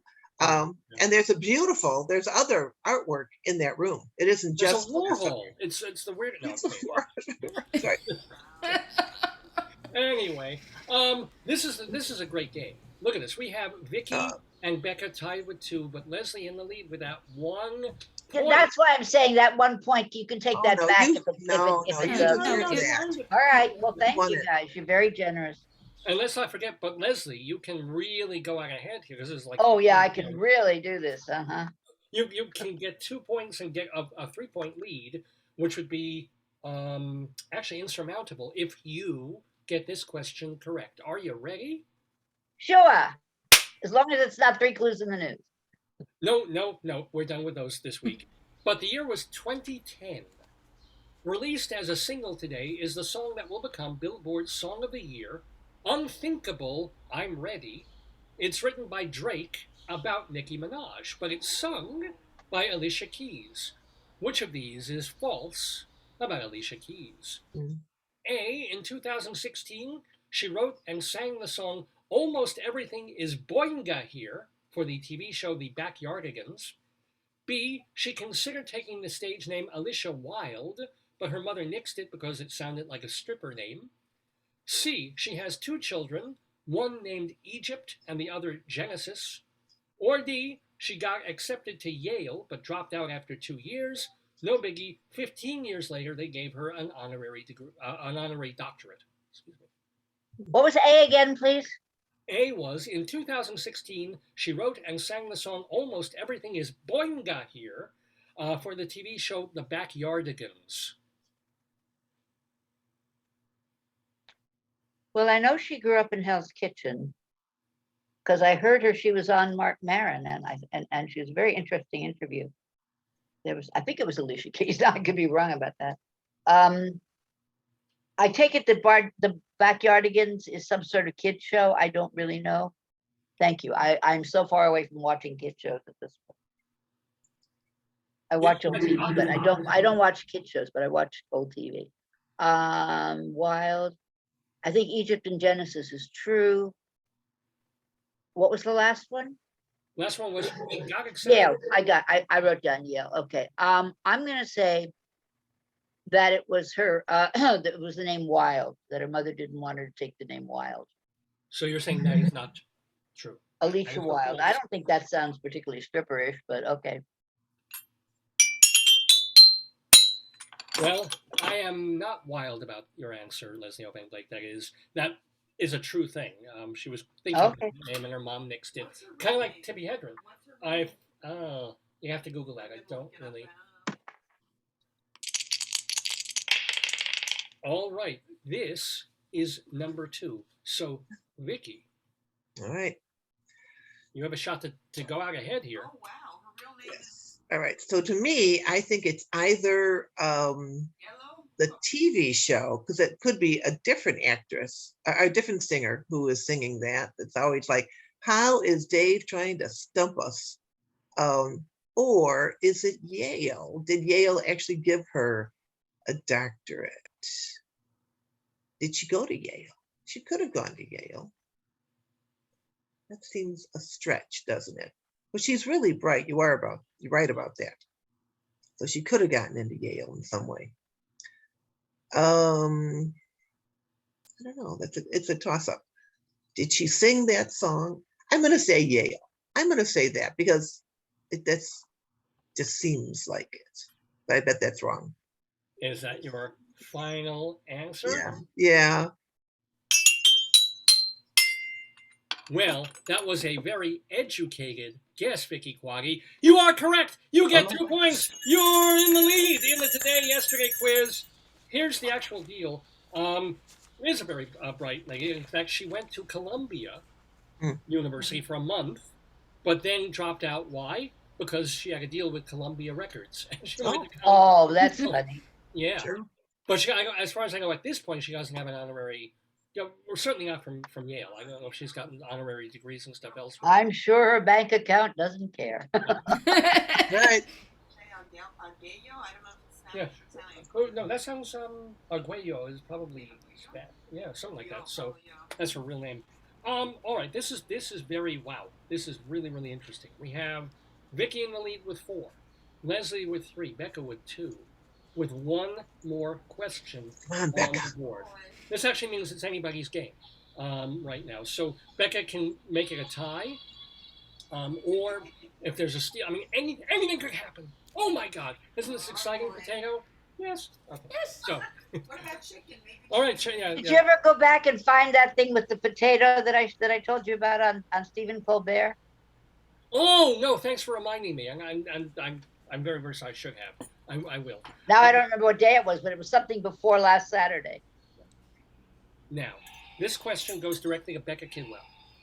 Becca, a lot is riding on this. I don't put any pressure on you, but I can't handle the pressure. If you get this wrong, you don't win. So just no pressure.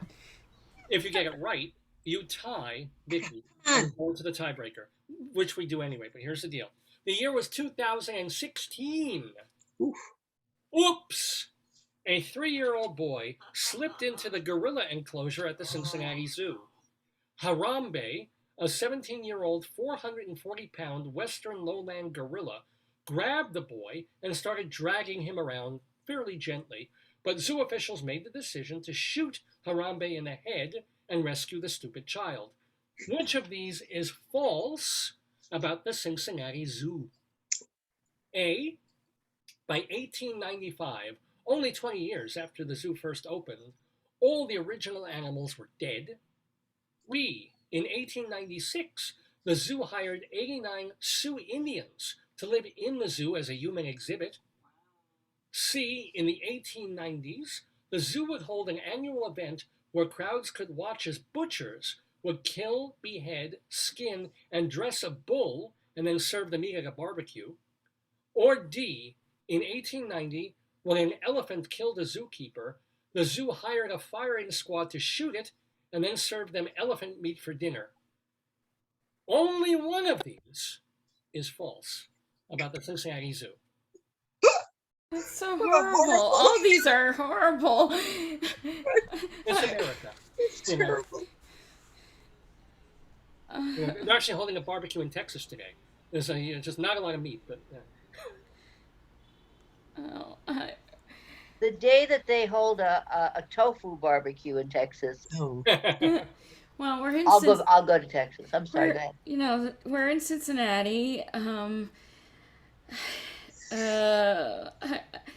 really would hope it wouldn't be B, but I would hope that the Native Americans wouldn't allow that to happen. But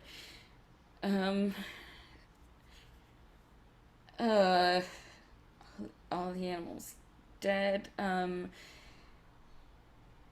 Actually, I mean,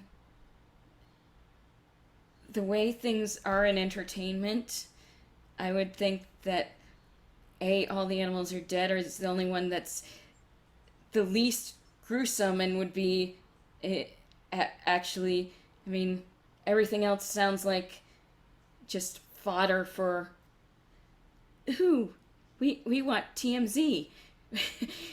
we want to watch this trash, so I'm going to go with A, all animals are dead. So you're saying that is false? That is yes. The false one. That is not true. That by 1895, only 20 years after the zoo first opened, all the original animals were dead. Mm-hmm. A is your answer. Yes. Final answer. Yes, that's my final answer. Hold on. We have a tie! We have a tie game! Nice. That is true. Oh, that's so horrible, though, that all those things are true. Well, you know, at the World's Fair in Chicago, the 1893 World's Fair, there was an exhibition of Native Americans that you could go over and see them living in their little village. That was an exhibition. They did that. What year was that? 1893. 3 years before.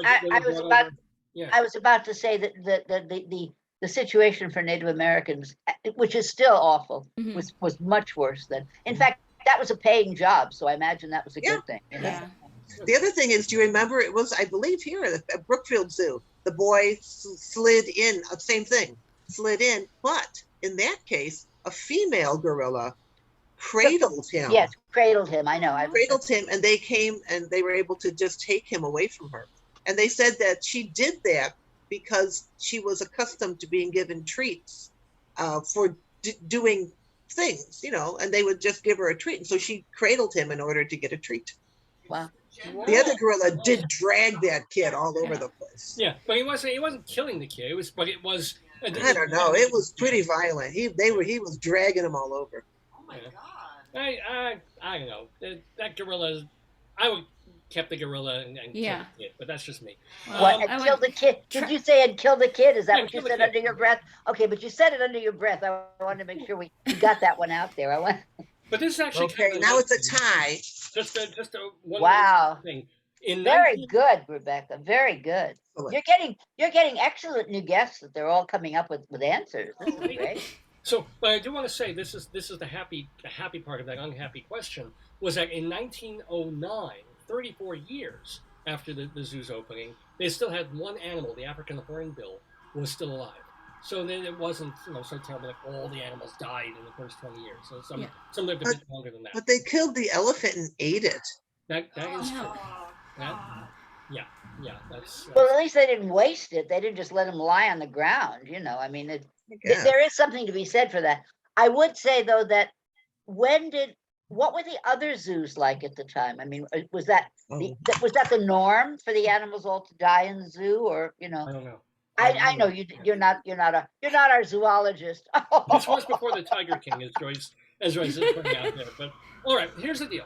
We now have a legitimate, actual tiebreaker. The only sad part is that, Leslie, I want you to take part, but you cannot win the game because you have only 3 I'm delighted to take part. It's fine. I'm happy to play, whether I can win or not. How's that? Here's the deal, Becky. Unlike the other questions, you're going to write down the answer to this one, and then I'll read it again, give a 3, 2, 1 countdown, and then I'm going to take these giant, enormous papers that I have just to show that what you do is you'll hold your answer up to the camera after the countdown. So everyone will do that at the same time. And then that's how we can do it fairly, since all 3 of you are answering this one question at the same time. Are you ready for the tiebreaker of the Today Yesterday quiz? Here we go. But that was Becky. Here we go. The year was 1945. 1945. 45. Happy birthday, Doc. Born today in Washington, D.C., is this physician who founded a free hospital known as the Gesundheit Institute, where they likely display his book, Gesundheit, bringing good health to you, the medical system, and society through physician service, complementary therapies, humor, and joy. Name that medical man. Well, Becca's got it. Well, our Reiki practitioner thinks she may know it. Interesting. Got it. Born in 1945. Correct.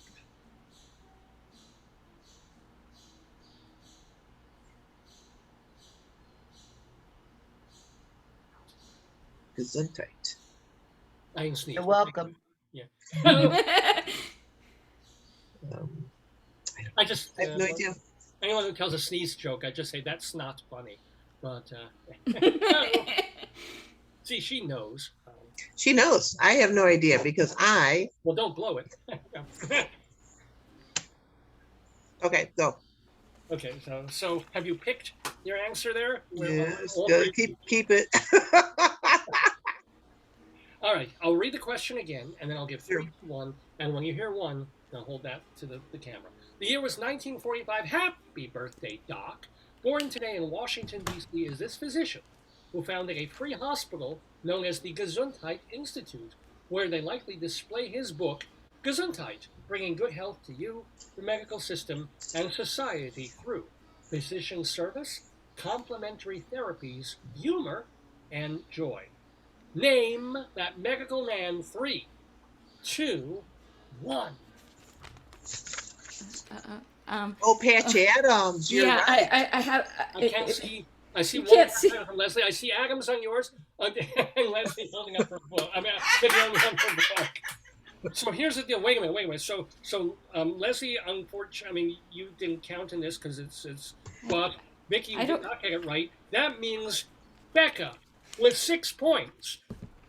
Who's the winner? Excellent, Becca. It was a film with Robin Williams. Right, exactly. Yes, I know. That's what I thought. Couldn't remember the name. I was so stupid. I couldn't remember the name of the doctor. I was just like, come on. He wore a nose on his head. Right, Robin Williams playing him in the movie. Yeah. Oh, saying, and I picked this question before I knew that I would have a healing practitioner on the program. Yeah. I wrote these questions like a few days ago. So Also, again, I knew it because of Robin Williams. And it's the day after Red Nose Day. Yeah, right. Oh, I didn't know. Wow. Yeah. So you did it on purpose. Yeah, absolutely. Becca, oh my! This is the second week in a row. This is basically unprecedented. Excellent, Becca. That really good. First timers have come in and won the Today Yesterday quiz. I'm absolutely thrilled and delighted. It shows you the rest of us are tired. A little sore loser in this there. No, not at all. I'm very pleased. I did nothing. I'm pleased for both of them. The last guy too. I thought that was wonderful. Yeah, no, and it's delightful, and it's wonderful, and you, Becca Kidwell, are delightful. So let me do a couple of plugs, and then I'll go on with the rest of the show. But first of all, thank you so much to Becca Kidwell. Go to her website, BeccaCKidwell.com, and see her on June 10th. Doing her is Together Inside. That's the name of her cabaret show. And Don't Tell Mama, 7 o'clock in the evening on June 10th. Don't miss it, because she'll do another one in July, on July 24th, but it's a different show. On that one, you're doing the Mary Chapin Carpenter. Mary Chapin Carpenter. Oh, how lovely.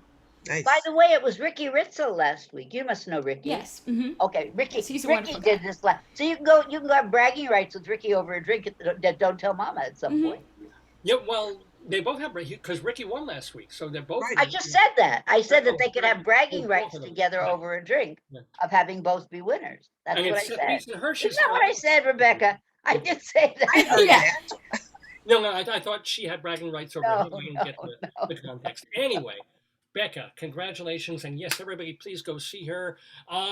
Plus, I want to say thank you so much to Vicki Quade. Now, Vicki, you're, of course, doing Late Night Catechism this weekend. You do them every weekend at the Greenhouse. This weekend is our 29th anniversary. So wow. We are 29 years in Chicago. So I'm doing a party and performance tomorrow, because it's May 29th, and that is the actual day that we opened in Chicago in 1993. Wow. So I know it's crazy. Are you performing in? Because I know you have other people who do. Well, when I do these things, I don't perform because I'm the host. So I'm the pouring drinks and talking to people, and so no. So the lovely actress Rose Guccione is doing the show. Are you in habit when you do it? When you host? No, because you should only have one nun. I was going to say, you only have one costume. There's lots of costumes, but I'm sorry, it was a bad joke. But also, Vicki, but it's a bad habit. Yes, right, thank you. Are you also doing yet? Are you Smarter Than Your 8th Grade Nun, or is that coming up? That opens on next month in July, in July. And no, we're doing Bible bingo still. So so Late Night Catechism, Bible bingo for the rest right now to the end of June, and then it picks up with the game show. Oh, and then we'll still do late night one day a week. And for tickets, people can go to. They can go to the greenhousetheater.org. Or nunsforfun.com. Or nunsforfun.com. Nunsforfun.com. And Leslie Hoban Blake, you do a video theater review and interview show called Two on the Aisle with our mutual friend Charlie Gross, who's going to join you in 2 weeks on our Tony special. Do you have a new Two on the Aisle yet, or what's the? Yeah, it just went on the air. It just went on the air. It's it's a combination of our reviews of Take Me Out, and I'm looking down here because I don't remember anything this morning. Speaking of men who should be, Take Me Out, Skin of Our Teeth, and we resuscitated our very long interview with Jim Nicola, who was the outgoing AD after 33 years of New York Theater Workshop, and he's getting a special Tony this year for longevity. And I mean, New York Theater Workshop gave us Hadestown, and now I'm gonna blank on all the Rent and just a bunch of shows that came out of there. So he's a really important and wonderful guy. And the interview holds up. It was our very first one in the pandemic that we tried to do this. It was our pivot. So I'm very happy to see. It was nice to see it again and see that it was a good show. Oh, good. Well, this has been a really great show. We're not done with Dave's Gone By, but how much fun and how wonderful to have people like Becca and Vicki and Leslie. I hope to see all of you playing the game again soon. Did you have fun, Becca? Oh, yes, absolutely. What are you going to say? No, it was dreadful. I hated every second of it. Well, I love doing game. I used to listen to Wait, Don't Tell Me all the time. So I love that. Yeah. Yeah. Well, but there's no more waiting here. We're done. So what we can do is just throw the magical kisses as I let each of you leave the Daverhood. I've got to do it individually. That's how Zoom works. Thank you, Becca. Bye, Vicki. Bye, Becca. Have a great one, Vicki. And we hope to certainly see you soon in the Daverhood as well. Happy anniversary. Oh, too late. She's gone. Too late. And hope to see you next week. Yes, you and I have to talk this week, though, okay? Okay. Bye, dear. Bye, Joyce. That was, of course, Leslie Hoban Blake. Oh my goodness, so much fun, and it injects new life. Not that we don't miss David Sheward, who couldn't make it today because he's got all these Memorial Day plans with his husband, but just having someone new come in and win the game like we've had 2 times in a row, and switching it up a little is a lot of fun and keeps it fresh here on Dave's Gone By. It's our 851st episode of the show. We're calling it Kid Friendly in honor of our wonderful, delightful guest, Becca Kidwell. Do go see her on June 10th at Don't Tell Mama. Well, we have, don't tell anyone, we got much more of the show to do. My goodness, we have Inside Broadway. We've got My Sick Mind. We've got the Colorado Limerick of the Damned and Greeley Crimes and Old Times. Oh, my goodness. And then we've only got supposedly 45 minutes left of the broadcast. Oh, we'll go a little late. But since we're talking mainly to theater people for the last hour or so, let's do some Inside Broadway. Let me tell you about a show that I saw this past week on Broadway, because I've been a theater critic, an actor, a playwright, something of a director as well. So I love the theater. I love sharing Broadway news with you as well as my reviews. You're doing Inside Broadway? I'm going to go Inside Broadway, then we'll do Greeley Crimes. Wasn't David Sheward here? What happened? Oh, he had Memorial Day, fun going away plans. Oh, okay. Memorial weekend, I should say. Okay. So We missed him, right? Well, yeah, of course we missed him. Oh, we had great fun without him. We will have great fun with him next week. And who won? The guest won, right? The guest won, yes. Well, she's an English teacher, so she'd be smart. It helps. It helps. All right, let's have our Inside Broadway theme music. Oh, it would help if I pocket the volume up, wouldn't it? There we go. Let's try this one again. Inside Broadway, a look at... Whoa. Why did it stop there? Theater in New York, Colorado, and beyond, brought to you by TogalTheater.com and Performing Arts Insider, the Bible of Broadway. Well, Joyce is saying that this is very exciting. When Rabbi Saul was interviewing Becca Kidwell before, and he was being healed by her in the Reiki way for his hemorrhoid, Joyce apparently took a picture of... Let's see if I want to share this with people. I'm going to share screen. Let me see if I can do this. This is worth sharing. All right, hold on. I gotta widen this. Wait, here it is. All right, so let's share this, and I'm sharing only, I think, this screen. I'll make it bigger. There we go.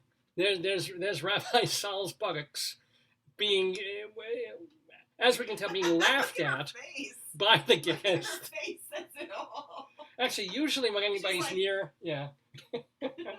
If you get anywhere near Rabbi Sal, your face is going to be like... You know what she's saying? Thank God it's Facebook.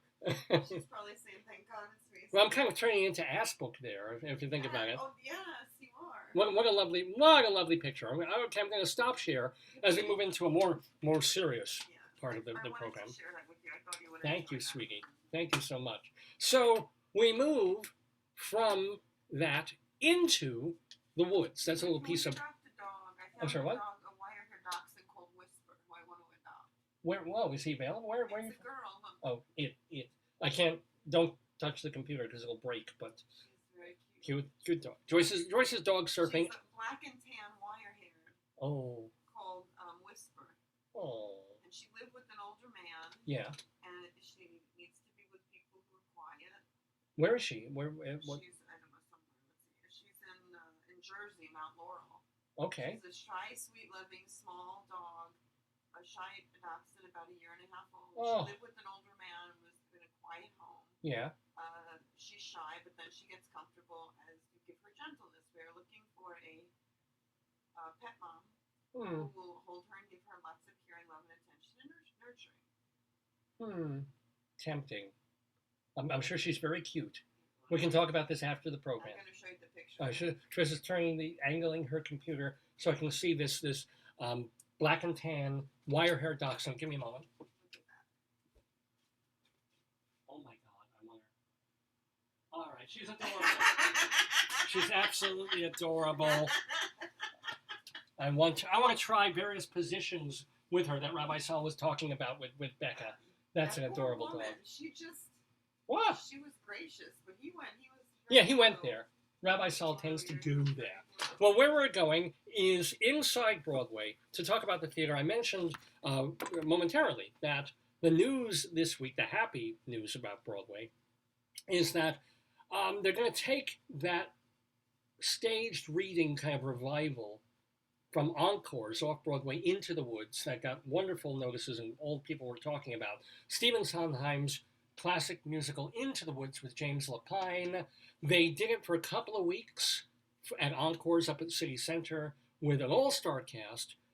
People loved it, and also post Sondheim's passing, we're reevaluating and re-celebrating all of his work. So Broadway producers said, well, yes, we even for a limited run, we've got to move this. So they are, and Into the Woods is going to be coming for a limited run this summer. They're just going to pick it up and bring it to the St. James Theater on Broadway at West 44th Street. And this is how sometimes, it's amazing. There are musicals that want to come to Broadway. They're in development hell. They go around the country. There's this. They can't get a thing. They take a decade. We were talking about Barry Manilow's Harmony, which finally opened off Broadway last month after about 15 years of development.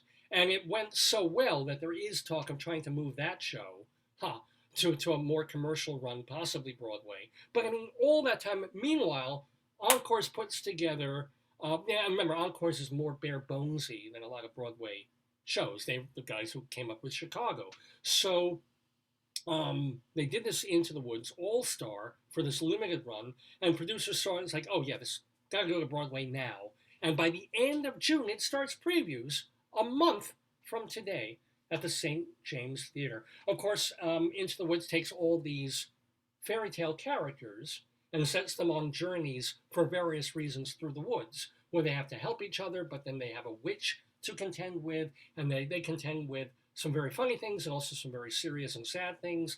It's not my favorite Sondheim score, but it has great stuff in it.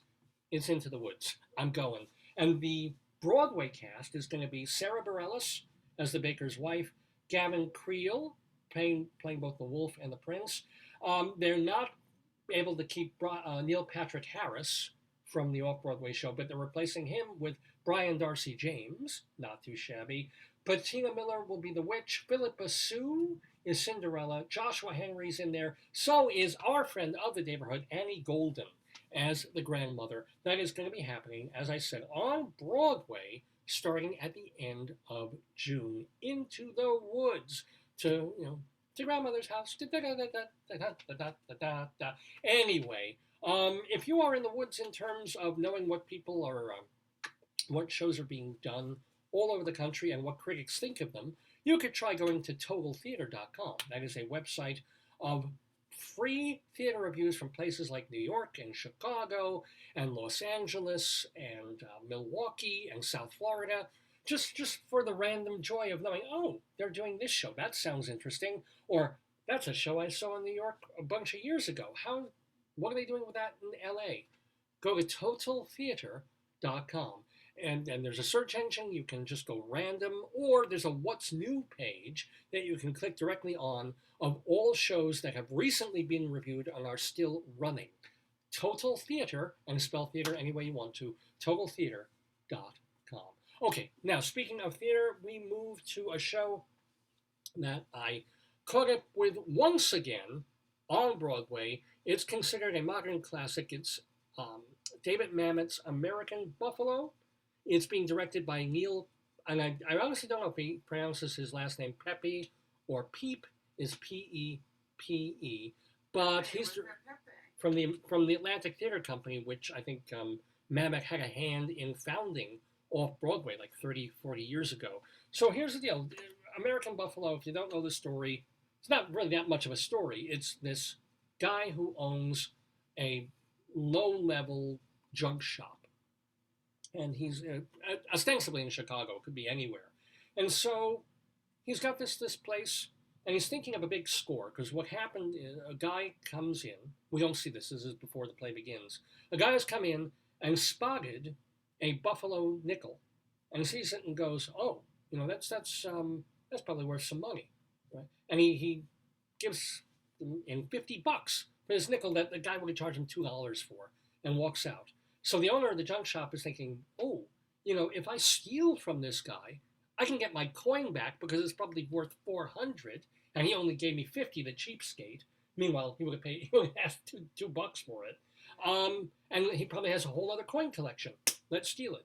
So he gets a junkie kid that he's looking out for, and you know, possibly using him as part of the deal. And then there's a friend named Teach, who is this volatile,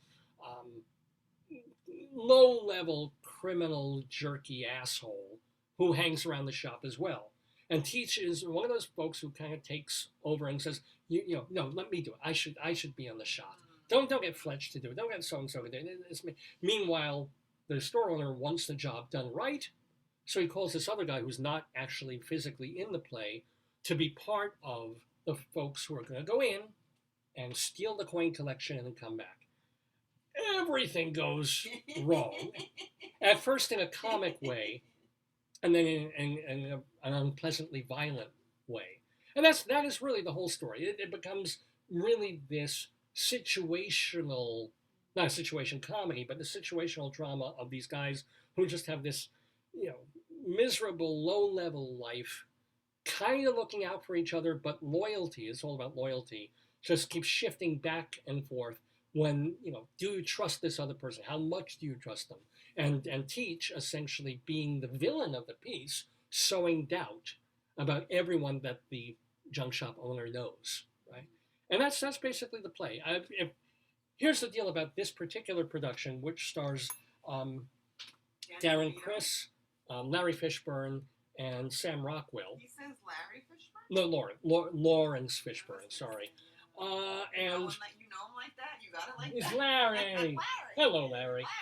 And that's being done at the Circle in the Square Theater on Broadway. One of the nice things about Circle in the Square is it's the closest Broadway can really get to being immersive. So it's in the round, essentially. So the stage is here. In the middle. Unlike nearly all Broadway theaters where the audience is back here and you have a proscenium stage raised up there, Circle in the Square is literally a circle. Everything takes place in this kind of oval shape below, and the audience is pretty much 360 degrees around. So you're on all sides. Was it full? Sometimes the view is great, sometimes not so great. It wasn't full when I was seeing it. But it's nice that it immerses you in the world of this junk shop because you feel closer to it. It's not just over there. You're all around it. Here's what I'm thinking about this particular American Buffalo. If you've never seen American Buffalo before, by all means go and see it. The language of Mamet in the play, I don't care what you think of David Mamet politically at this point. He's a major playwright. He wrote some important stuff. Glengarry is much better than American Buffalo. But you already hear what's happening in the speeches that they say to each other. And it's not just about the profanity. It's about the dropping clues of something that's really on someone's mind that is barely even hinted at. And then 2 minutes later, it comes out a little more. And then 5 minutes later, aha, it's really about that. But they're circling and they're just talking, they're not speaking, but this is hinted and then that's hinted and that becomes the actual thing. That's not a lot of playwrights do that. He mastered it early, and he did it in American Buffalo. And also, he does draw you into this awful, funny, somewhat tragic and just depressing world. If you've seen American Buffalo before, you don't really need to see this particular one. If you've never seen it, by all means, go. It's a decent rendering of the Mammoth play, and Lawrence Fishburne, that man can control the stage. He's commanding. He's a big guy, and he doesn't play Teach. He doesn't play the one character who pivots and goes out of control a little bit. He's the shop owner. He's the one. This is one of the first American Buffaloes I've ever seen that's really more about him and making him the protagonist than Teach, who's trying to control the shop and calling everybody out on their loyalties and stuff, which I think it makes the play's energy suffer a bit. Sam Rockwell is a very good actor, but he chooses to portray Teach in a Dustin Hoffman-y kind of manner. It's like when people saw Death of a Salesman with Hoffman in it, and Hoffman chose to play Willie Loman as this nebbishy, Jewish, worn-out salesman. It was a very legitimate way to portray the character, believable way, a more everyman kind of way to play that character is this put upon saggy shoulder, this, and it worked until you ended up seeing, or I ended up seeing Brian Dennehy in Death of a Salesman, and then suddenly it was like, oh my God, this is high tragedy here, because Dennehy's a big guy and it was a big performance, and you realize what was lost in Hoffman's interpretation, as absolutely watchable and good as it was. Right. So there's something of that in American Buffalo when Sam Rockwell plays Teach, and is this Dustin Hoffman-y, everything, nerdy, loser, greasy, and he's a little guy. He seems so scary sometimes in the movies, and he's probably my height. Wow. Sam Rockwell is certainly. Lawrence Fishburne towers over him. So, as valid as Rockwell's performance is as this volatile character, it's also sort of like amusing sometimes. There's a point when he does go out of control, and part of that is scary, and it's really scary because Fishburne has stopped defending the guy he's going after. That's what's really the ugly part of that. But then there's a point where he starts breaking things, and you can just see like, oh, they're being delicate about the set. Oh, he's tipping something over. He's not losing his shit the way Pacino did.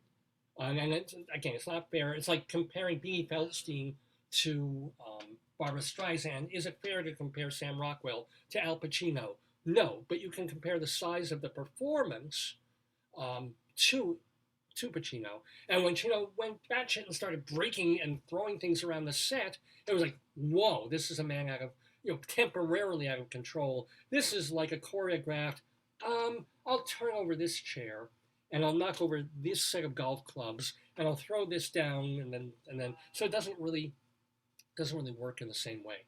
And as far as Darren Criss, who plays the young, puppy-like junkie boy who hangs around and is constantly asking for money.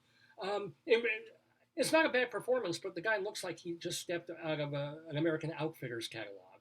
I mean, he's a junkie, and it's alluded to repeatedly in the show.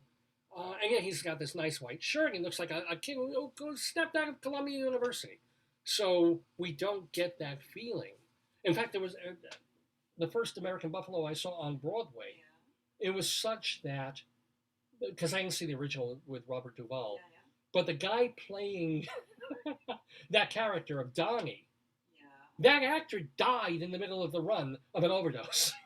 Literally? Yeah. Wow. I think it was James Hayden. I could be getting... Who decides how an actor plays a part, the director or the actor? Both. It's a mix of both. Went very different direction.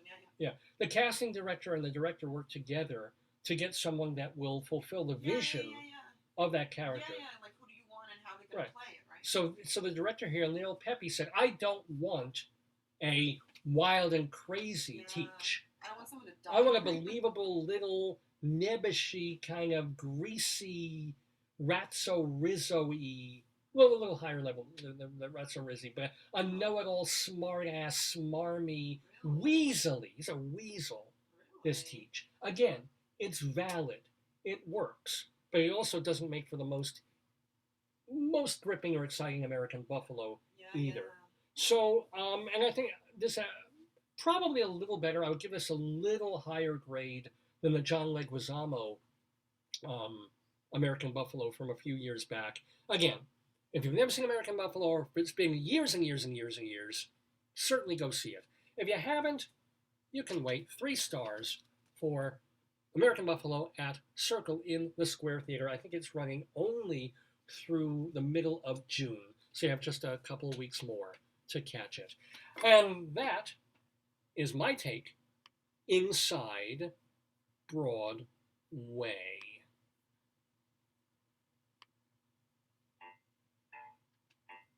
It's the famous gay white way, where the night is bright as day. A Broadway grind. Doodaloo, doodaloo. It's not just a thoroughfare, it's a tingle in the air. A Broadway grand. It is indeed, and I feel grand doing this program, Dave's Gone By, every Saturday morning from 9 until noonish or thereabouts. Now, we mentioned before, like when Becca wanted to get a sense of the program before she appeared on it, she went and watched one of the episodes. She watched the one with, was it Seth Bisson-Hirsch or with Ricky Ritzel? Yeah. So how did she do that? How was Becca Kidwell? Because she's a Reiki practitioner, she felt it. She literally saw it on her. Her hands heated up, and there I was. But it's easier for all of you. You don't have to all do that. Those treatments are expensive. He got a good treatment. He did. He did. Oh, the rabbi's feeling great. Does he feel better? Oh, he just pooped a log, and it didn't hurt. It was amazing. But if you go to davesgoneby.com, you can listen to the first episode that we ever did back in October of 2002. Yes, we are coming up on our 20th anniversary in just about half a year, and beginning our 21st year. But it's there. It was a radio show. We were late night on a Long Island station. And then we did 10 episodes, 20, 50, 100, 200, 500, 850 previous episodes of this show. And about 847 of them were salvaged and saved. And you can listen to them at any time. The past 3.5 years, of course, have been video as well. We've been doing it as a video show. So go to davesgoneby.com. It's absolutely free. It's there for you, thousands of hours of entertainment. We also put up our episodes on the archive website, archive.org. It's a not-for-profit site that collects entertainment and art and literature from the past hundreds of years. Everything from old-time radio shows to books in the public domain. We have a channel there, the Dave's Gone By channel. Go find us, archive.org. It's both our full shows and our interviews are there as well. If you are a podcasty kind of person and you just want to hear the show, you can find all our episodes at castbox.fm, castbox.fm. And if you are on Long Island and you are in Nassau County with Altice Cable, Tuesday nights from 9:30 to 10:30 in the evening, prime time, you can go to Channel 20 and watch an hour-long excerpt of Dave's Gone By. It's random. It could be months old, but we just pluck it out there. We put it on the TV in the hope that someone will watch and find it. Dave's Gone By, 9:30 in the evening, Tuesday nights on Channel 20 on Altice Cable. Well, I wanted to give you all that information. Plus, we have a YouTube channel called the Dave's Gone By channel. Most of our stuff is there. Some of the older shows are blocked or muted because of copyright issues when we were playing music, whatever. Most of the later shows have no problem because we've stopped playing music. But they're there at the Dave's Gone By YouTube channel also. Well, hon, this has certainly been a week for crime in America. Horrible, terrible crime, but we have funnier crime. There's also phone calls that come into the police department in northern Colorado from people who see something weird happening in their neighborhood and want they want to alert the cops. And so some of those are pretty amusing, and they're in once a week the pages of the Greeley Tribune newspaper. Not only that, there's also a column in there once a week where our friend Mike Peters goes through the newspapers from 1922 and finds things that would strike us in modern times as nostalgic or cute or ridiculous or amusing. We mix both of these items up in a way that we call Greeley Crimes and Old Times.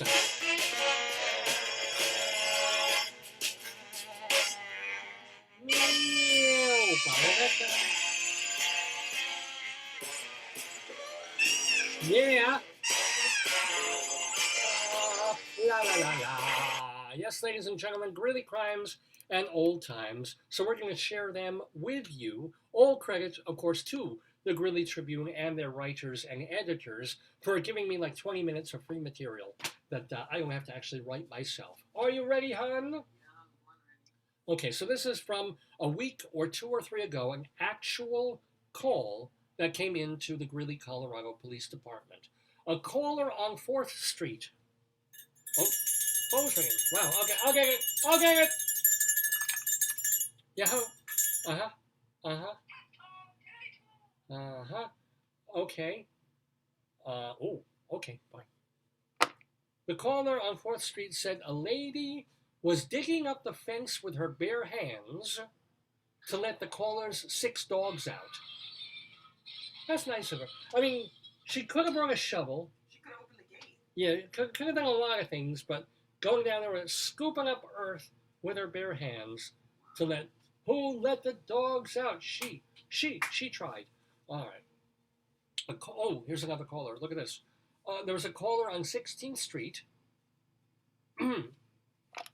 Silent call here. A caller on 16th Street. A caller on 16th Street reported, oh boy, sunbathing college-aged women were, quote, getting basically naked in the park, unquote. So, when are we going back to Colorado? Is that soon? That's one of the first pictures one of our friends sent of their son's college. She was like, I know why the kid wants to go here. And there's people like sunbathing. Yes. That's illegal. No, as well, not if they keep at least a stitch of clothing on. Well, did I mention now that the pandemic is basically more manageable, I'm going to Denver for the weekend, for the rest of the weekend. Why? Oh, the Denver Center has these wonderful shows and plays and things, and can take a shuttle up to Greeley to the park. Okay, one more crime here. A caller. Hello. Where are you? Really? I didn't know there was such a street. A caller on Denver Street. I had no idea. That can't be real.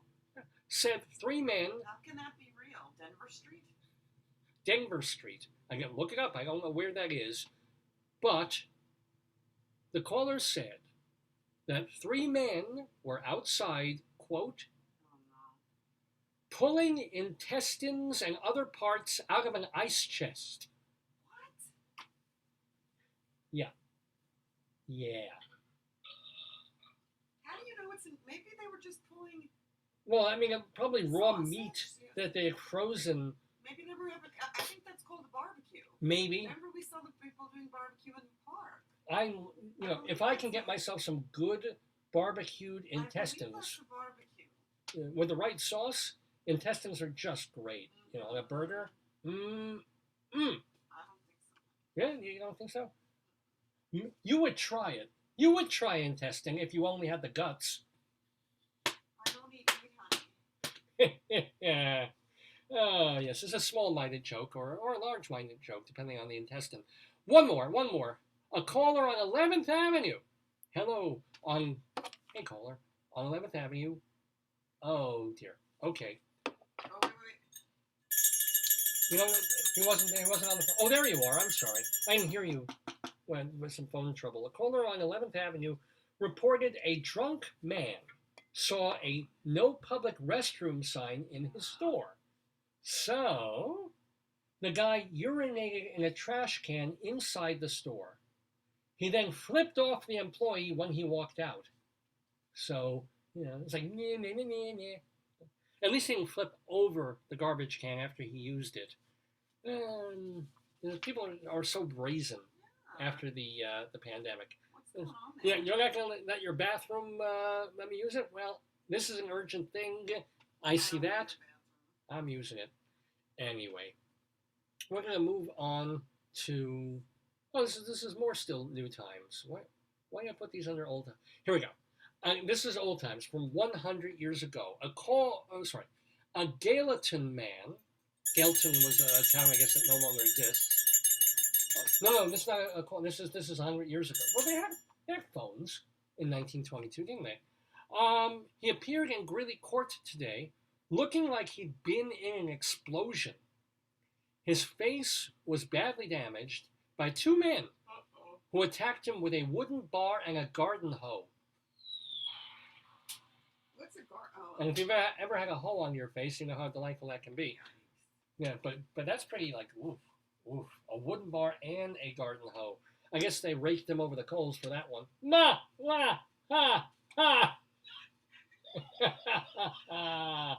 I'm just plowing on ahead with this. Honey, get some noise ready.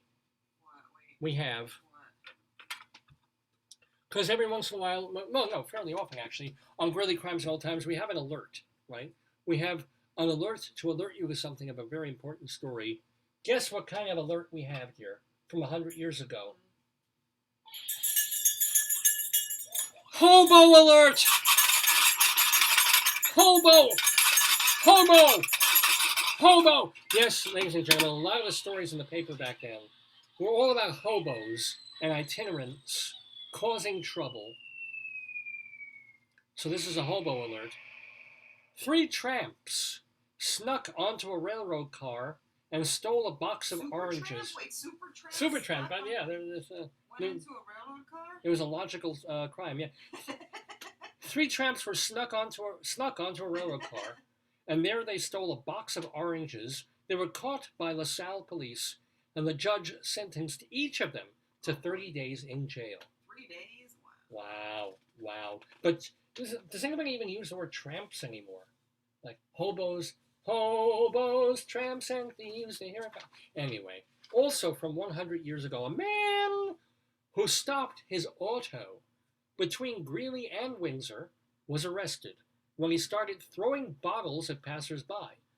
Police arrested him and found the bottles contained Pee-pee? illegal booze. Oh, I thought pee-pee. No, that's probably too. They also found a large container of whiskey in his car. So don't be throwing bottles at passers-by. Oh, honey, I want to see this. The Johnstown Campfire Girls.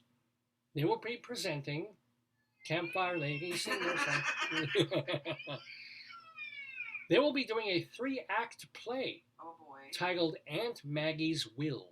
Oh my God! Well, no, it's an actual play. Is that like the Minion of Vinus or whatever we saw? Well, the Johnstown, and check it out. It's going to have music in it, so it's a musicale. Of course, why not? It will include the songs Aunt Mandy's Troubles. I thought we saw that in Menopause the Musical. And then, this is my favorite, When Polly Put the Pepper in the Tea. Isn't that a classic, like, old-time song title? Put the pepper in the tea. It was arsenic and it killed the family. I drank some and it really made me pee. When Polly Put the Pepper in the Tea. That's beautiful. That is a great song title. I'm sorry. That's my favorite song, yeah. I love tea, you know that. It's my reason for living. Now check this out. A prisoner escaped from prison by climbing a greased pole and jumping out of a window. Imagine that this is how they were just grease poles, and that was their defense. How do you practice for that? The pole had been greased by guards to prevent escapes. Don't you said it'd be has been greased by God. But the prisoner had bragged to others that when he was a boy, he won a huckleberry pie by climbing a greased pole faster than anyone else. Isn't that part of a fair where the kids climb stuff? Yeah. They're still searching for the guy. But yeah, no, it's if this guy can get over a greased pole, I think they should have just used a greased Armenian, quite honestly, instead. That's not even funny. That's comedy right there. That's That's Dave's Gone By kind of comedy. All right. Oh, this is cute. And this is recent. So sometimes on Dave's Gone By, we go outside of northern Colorado for a weird, goofy story in the news. And this is one of them. This happened, I wish we had the visual on this, but this is from Kingsland, Arkansas. Happened a week ago. Kingsland, Arkansas. A water tower in Kingsland, Arkansas sprung a leak last week after someone shot a bullet hole through it. That would not be that big a deal, except the tower's design includes a painted silhouette of Johnny Cash. The hole, from where the pronounced leak emerges, is in the center of Johnny Cash's pants, making him look like he's taking a leak. Senatorists quote, just the placement of it. You could tell someone was trying to be funny, but you know what local news reporters called it? This is not my line. They said it was a cash flow problem. Isn't that cute?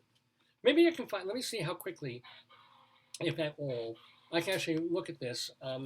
Johnny Cash water tower leak. So I can show it to you. It's a real thing. This is. Oh yeah, this is actually it. Hold on, I'm gonna get it up as it were, and share it with you. This is actually pretty great. It's worth sharing. Okay, I'm gonna share my screen, and open that one up. Share, and oh no, NBC News, don't mess with me now. Damn you, NBC News. All right, let's get it this way. We'll get it. Here it is. Oh, Metro, you're showing commercials? There it is. Can you see it? I can't. No, wait. Okay. Oh. Who did that? Somebody with good aim. I every time I hold on it, no, I go. NBC takes it away. Just pretend you're gonna print it, but how could you do that? I know. Did I stop sharing? I think I stopped sharing. Yeah, you did. How could you? That's like somebody had to climb the water tower and like just. Well, no, they had to fire a pistol close enough to go into. Yeah. Maybe Johnny Cash had to make wee-wee. Oh, that could be. I keep a close watch on this dick of mine. I have to pee and it shoots out like wine. I have my guitar and my pants undone, and it's so much fun when I pee. I can't. No, I'm saying. Anywho. That's disturbing. It is, but that's real, and that really happened this past week in Arkansas, and it's costing the town like $200 in water a day. Because it's bad, because people. What scares me is like people need fresh water. So can't somebody go in there and just put a cork in it? Yeah, I don't know why they can't just get a big lift and go. They just get a drone and. Yeah, I don't know. Let's do this one. This was a lot of fun, and you shared this with me, and I thank you for that. This is a Reddit thread. Oh my. And this happened also this week. In a viral Reddit thread, a woman explained that her 5 months pregnant friend was expecting a girl. At a lunch with other friends, the mommy-to-be was discussing baby names, including hoping to name her kid from Greek mythology. Says the Reddit poster, quote, so she starts going on about how ever since she's read the Odyssey in high school, she always liked one character in the myths, Chlamydia.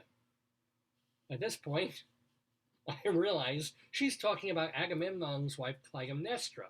But no, she says, no, I like Chlamydia, literally not realizing she's naming her child after a sexually transmitted disease. Rather than having a great laugh about it, the mother-to-be went home and sent her now ex-friend a long text about being embarrassed and condescended to in front of all their friends.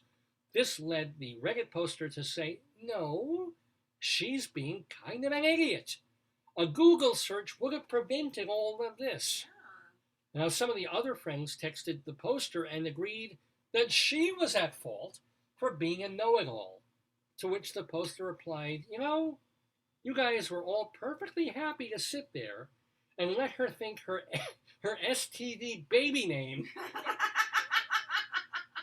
would have been a good choice. You would have let her name her child chlamydia.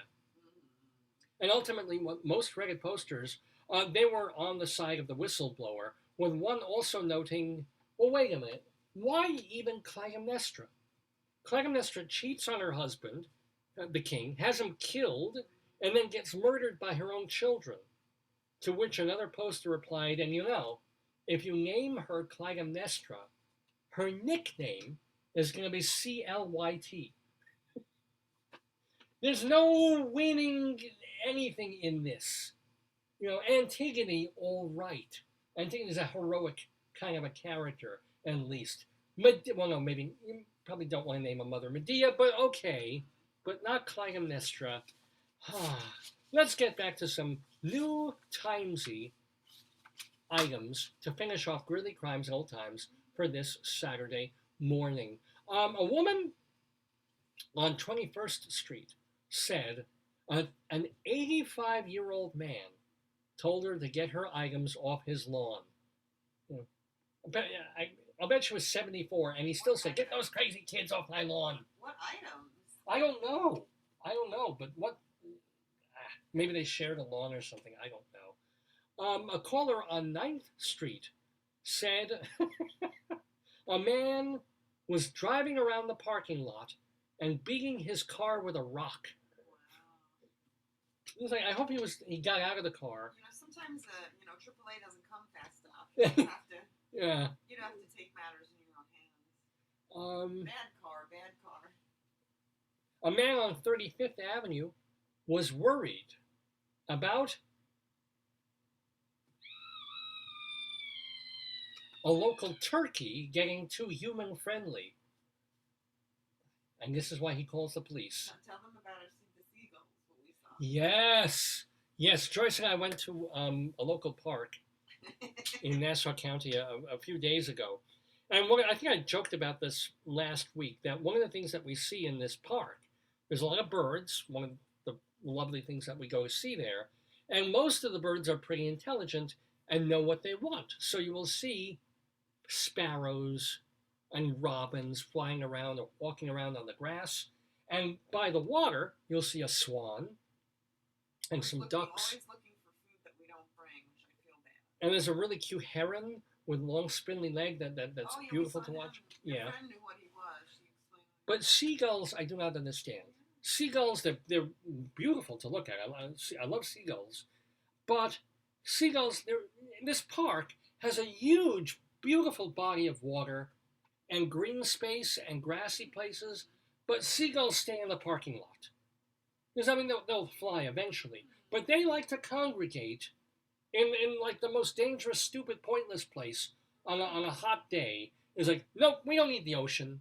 We don't need to be on nice grass with earth. No, we're going to be right here where cars are moving and in the middle of like asphalt parking lot. I do not understand this, but this is what they do. And we see these two seagulls near each other. And one of them is just going, yeah, yapping, like, yeah, yeah. And you'll see, and that's a smaller seagull, it's the female. And the male is just going, uh-huh. As most males do when they want to get laid. They'll just like, yeah. And then at some point, finally, the male chimes in. He gets his part of the conversation. She goes, meh! He goes, meh! And then they're basically simultaneous. Meh! We're like, okay, they're having a dialogue. Something's going on. They're working out whatever their difference is. At which point, the larger seagull flies up a little bit and then lands on the other seagull's back. I'm like, whoa! What kind of game is this? Landing there on the, I'm like, this is not a fight. It's a thing for control. Obviously, the larger is trying to dominate the female, presumably under him. And the female's just kind of, picking her ass up a little bit. And the male's just standing there. Doesn't look like he's doing anything. Just standing on her back. And the female, seagull is like going, and this lasts for like half a minute. And then they kind of fly off. And I'm like, okay, well, that was fun. And then we do some Googling in the car because I finally have a new phone. A phone that actually works. And we Google and we realize that what we've been watching is seagull porn. Yes. We've actually been watching two seagulls getting it on. This is how they do it. The male kind of stands on top of the other bird and kind of angles downward. And the bird picks her cloacal ass up, where the eggs apparently are, and then the male deposits sperm into the cloacal asshole of the seagull, and they do it, and then they're done. And this is how, that's their honeymoon night. This is, I don't know if that seagull, like Becca Kidwell, was saving herself for marriage. I'm not sure, or if she was more of a whorish seagull. But I hope they enjoyed, If I'd known what was going on, we were close enough, I could have done some like sound effect, like bow, bow, bow, bow, bow, bow, bow, bow, oh baby, don't bow, Well, they had some the guy Barry White. Remember the guy playing the drums there? Right. Yeah. This is a park, ladies and gentlemen. It's a lovely park. We go there a couple of times a week after I get out of work. And 2 days before then, we're in the park, parked by the water, because that's the best place to see the water and can stay in the car. And then there's another car near us. And we hear music coming from the car, which is not unusual. Everybody plays the radio, but it sounds much more real than that. And we look over, and inside the car, there's a guy playing drums. Full drum set. He has a snare, a full actual drum kit. Somehow, he actually doesn't have like 4 or 5 things with a cymbal thing, but he's got like 2 or 3 drum heads in the car, and he's practicing drumming inside the car. What a wonderful way to take music lessons. He's probably drumming along to like a track that he's got on Spotify or on iTunes or iMusic. Headphones on maybe, because I heard just the drums. Did you hear music too? No, I just heard the drums. But Yeah. you might have had it like this, He's probably listening to an instructor and a pattern thing and music and drumming along. It's not like he took the drums outside of the car and put them on the pavement of the parking lot. He was sitting in the driver's seat playing drums inside the car. Isn't that cool?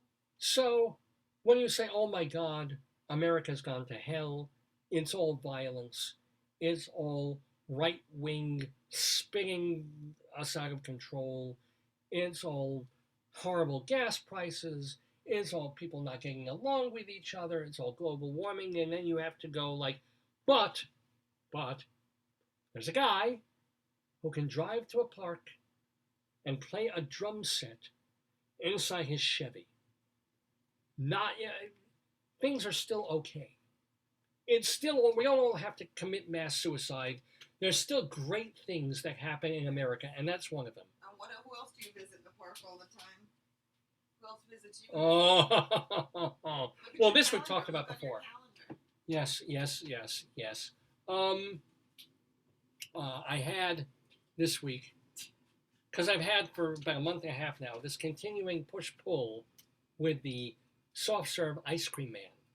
And no, I had Carvel yesterday at work. Does that count? Yes, it does. I got Okay, Joyce has made a calendar here on the wall. When was yesterday? Yesterday was Friday the 27th. And I had ice cream at the office because we had leftover ice cream cake for a guy who left a week before. So 3 times this week I've had ice cream. This is exciting. See, this is why I'm not killing myself. The man follows me into the park. Literally. It may be accidental, But he knows that I have a tough time with self-control on this because it's a lovely day. I'm a Jewish middle-aged man. Except for the person. Well, that wasn't the day the person got taken out in a stretcher. Yeah, well, that was Friday too. That wasn't Drum Day. That was, I think, Seagull's fucking day, or was it another day? But we also saw someone get injured. We didn't see the injury, but certainly this was hilarious. A day ago, we went to the park. It was yesterday. It was yesterday afternoon. We go to the park, and it's by the tennis court and by the handball court and the baseball field. And suddenly there's an ambulance there. Was it a Hatzalah? Yeah. It was a Hatzalah ambulance that came over, and it's standing there. And we know it's pretty serious because they pull the stretcher out. They won't just come in. They literally wheel the stretcher out. And about 3 minutes later, they wheel this kid who had been playing some sport or other into the ambulance, right? And he's awake. He's alive. He's like, well, everybody probably broke or sprained something really terribly. We don't know what. But what freaked me out was the ambulance once they got the kid in the ambulance, it didn't move. We were there watching the ambulance for like 15 minutes. And all we see, if you live in this neighborhood, if you live in this area, and you have to drive in this area, you know one of the most scary things, one of the most annoying things, is no matter what road you are, and it could be Sunrise Highway, it could be Merritt Road, could be Rockaway Avenue, Peninsula Boulevard, it doesn't matter. You're going to hear a fucking siren coming from somewhere. You don't know where it is, and now so you don't know, should I go through the red light to make room for the guy? Do I pull over? I can't pull over. Do I go? Park, we never saw that. Ambulances probably cause more accidents than drunk drivers do, just because people don't know what to do. First, you don't even know where the siren is coming from. But isn't that part of the road test? I remember it was. Was it really? Of what? That if there's an ambulance or emergency vehicle that has the lights, you're supposed to pull to the right. If you can. Imagine you're here and there's a line of cars to the right. What do? Cry. I mean, let's say God forbid, you're the first one at the red light, and there's an ambulance behind you. You can't go through a red light unless. Well, do you honk and go? The ambulance can tell you stuff. Like they have a speaker. They could say, "Please move to the." It's horrible. I would, I'm not saying I would rather people die, but maybe ambulances just follow the same road restrictions as we all do. Or like if there's a light, stop. We need to have ambulances that are close in every neighborhood so that people don't have to drive that far on a highway. Maybe. Like, why can't there be a more local ambulance? Why does it have to come from so far? Because if I were designing a city, I would have one lane just for emergency vehicles and like buses and things that convey people like a long HOV, distance. HOV or something. So, but the thing is, you get these ambulances, and you hear like, woo, woo, woo, get out of the way, woo, woo, I'm an ambulance, woo, woo, woo. And then the ambulance actually comes, they put the kid in the van, and then the ambulance just fucking sits there. Like, what was the rush? Yeah, and you're saying, well, what they're doing is they're getting his vitals, they're checking him there, they're seeing if he can be transported, maybe they have an x-ray in the van. So no, they don't have an x-ray in the van. Really? They wouldn't? You don't think? But then why not get him to... You rush to get there. Now you're just kind of, we'll keep him in the ambulance a while. I don't know why. There's an episode of Columbo. We'll watch the episode of Columbo, and then we'll drive over to get him to the hospital. I don't care. Eventually, the ambulance pulled away and left. But adventures in Parks and Rec 101 here on Dave's Gone By. At some point, we were doing Greeley Crabs and Old Times, but I think we'll table that. It's just good. And we have a little bit more show left for you here in the Daverhood on Dave's Gone By. Mr. Horace Greeley was no fool. Oh, he was not. I'm sure that you'll agree with me that Greeley was no fool. What he is getting at is that Mr. Greeley was no fool. Yippee-yi, yippee-yi, yippee-yi-yi-yi, yippee-yi, yippee-yi, yippee-yi.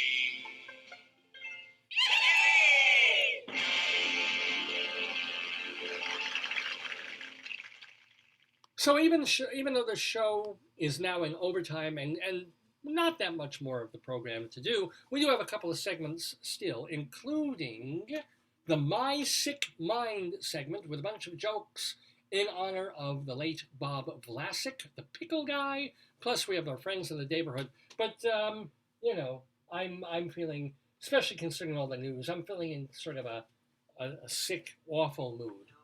Which means it's time for a limerick, a time for a poem. And you know what? I apologize in advance for this because this Colorado Limerick of the Damned is G-rated. It's not disgusting. Well, it's a little disgusting, but it's not dirty. It's not vile. It's not awful. It's just a cute little poem about Cimarron, Colorado. Cimarron, Cimarron, Colorado. And like so many other places in Colorado, I've written a poem about it, and it goes like this. You're the poetry man. A limerick is a comic verse of 5 lines, in which lines 1, 2, and 5 would end with words that rhyme. And likewise, verses 3 and 4 also end with words that rhyme. So this is a limerick. Rocky Mountain, Colorado. Yes, our Colorado Limerick of the Damned for this Saturday, May 28th, 2022. We go to Cimarron, Colorado. I've written 5 lines about it, but I'm going to tell you a little bit about Cimarron, which is an unincorporated rural hamlet, as opposed to an urban Macbeth, in midwestern Colorado, all along the Cimarron River. So they've got camping and they've got fishing. It's like one of a million Colorado places that you go to because it's so beautiful and there's all sorts of outside stuff to do. It's near Montrose and not too far from Gunnison.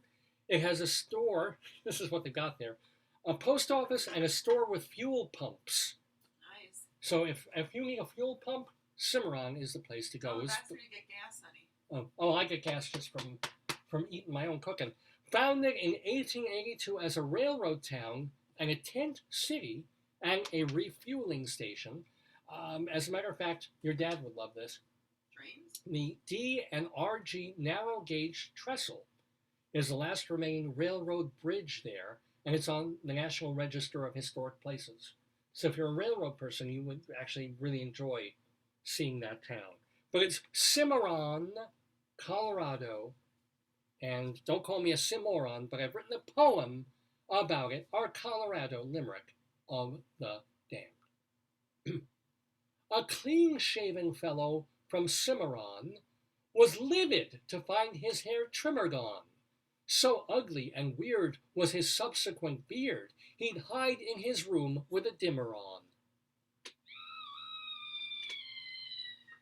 See, it wasn't dirty. It wasn't evil, even. I don't know if that one was from the Damned, honestly. I think you're getting a little bit, it was nice. It was I too think nice. The Reiki person might have healed you too. Oh, no. Maybe she healed you from being bad boy. Well, if you would want to get dirtier and more awful, send your complaints and comments to davesgoneby@aol.com. Dave, like my name, davesgoneby@aol.com. I try and read every single email that I get. Also, all my messages on the Facebook page, which you're watching as we speak. The Facebook page, Dave's Gone By. You can post under the show, or feel free, if you're a friend on Facebook, to message me on Facebook. Either way, I love to hear from you. And do check my Twitter feed, Radio Dave 2, Radio Dave and the number 2. Also, let me give a shout out to some of the folks who've appeared on the episode today. Rabbi Saul Solomon, he has a website. It's shalomdammit.com. Shalom Dammit was the name of his stage show, which you can watch on the website. It's also the name of his TV show that you can watch on the website. You can also read his rabbinical reflections. They're 5 to 8 minute sermons that he has done on this program on all sorts of subjects. They're hilarious and quite true. Check them out. You can read them and hear them at his website, Shalom, D-A-M-M-I-T, shalomdammit.com. Do check that out, and check out his Twitter feed at Rabbi Saul Solomon. Want to thank also friends of the Daverhood, Leslie Hoban Blake. You can watch her and Charlie Gross on their theater show. It's called Two on the Aisle, and all the episodes are there on YouTube. So they've reviewed a couple of Broadway shows this week, and also are bringing back their interview with James C. Nicola, the former or outgoing head of New York Theater Workshop. Check it out. It's Two on the Aisle with Charlie Gross and our friend Leslie Hoban Blake. And of course, thank you to Vicki Quade. She is doing her shows. Well, she's hosting her shows, but she co-wrote, of course, Late Night Catechism, and she's doing Are You Smarter Than Your 8th Grade Nun? That'll start in July. Bible Bingo. It's all there if you're in Chicago at the Greenhouse Theater, right in the heart of Chicago every weekend. Vicki Quade, thank her for being in the Daverhood. The Greenhouse is what it's called. Is it in a greenhouse? I don't think so. Maybe it was a former greenhouse. I don't know why they call it that.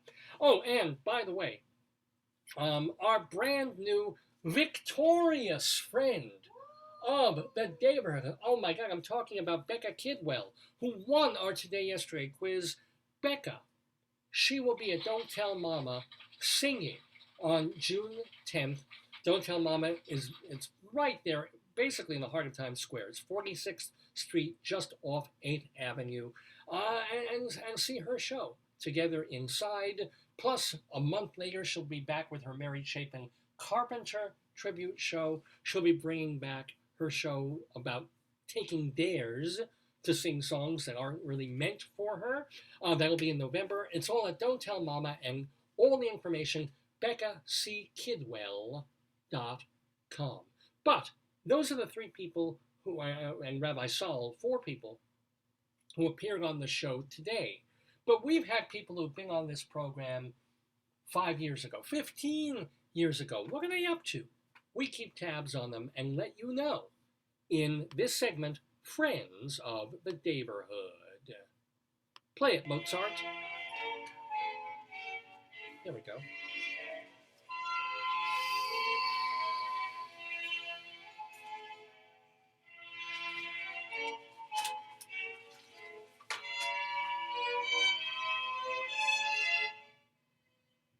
So, for example, people who've been on the show over the past bunch of years include our friend Joel Samberg. He wrote a book about his grandpa, Benny Bell, but he also now has a monthly column in Connecticut Magazine. So go get yourself a copy, and congrats to Joel Samberg. Want to let you know that at Feinstein's 54 Below tonight, you can watch Lilias White and her tribute to Sarah Vaughan.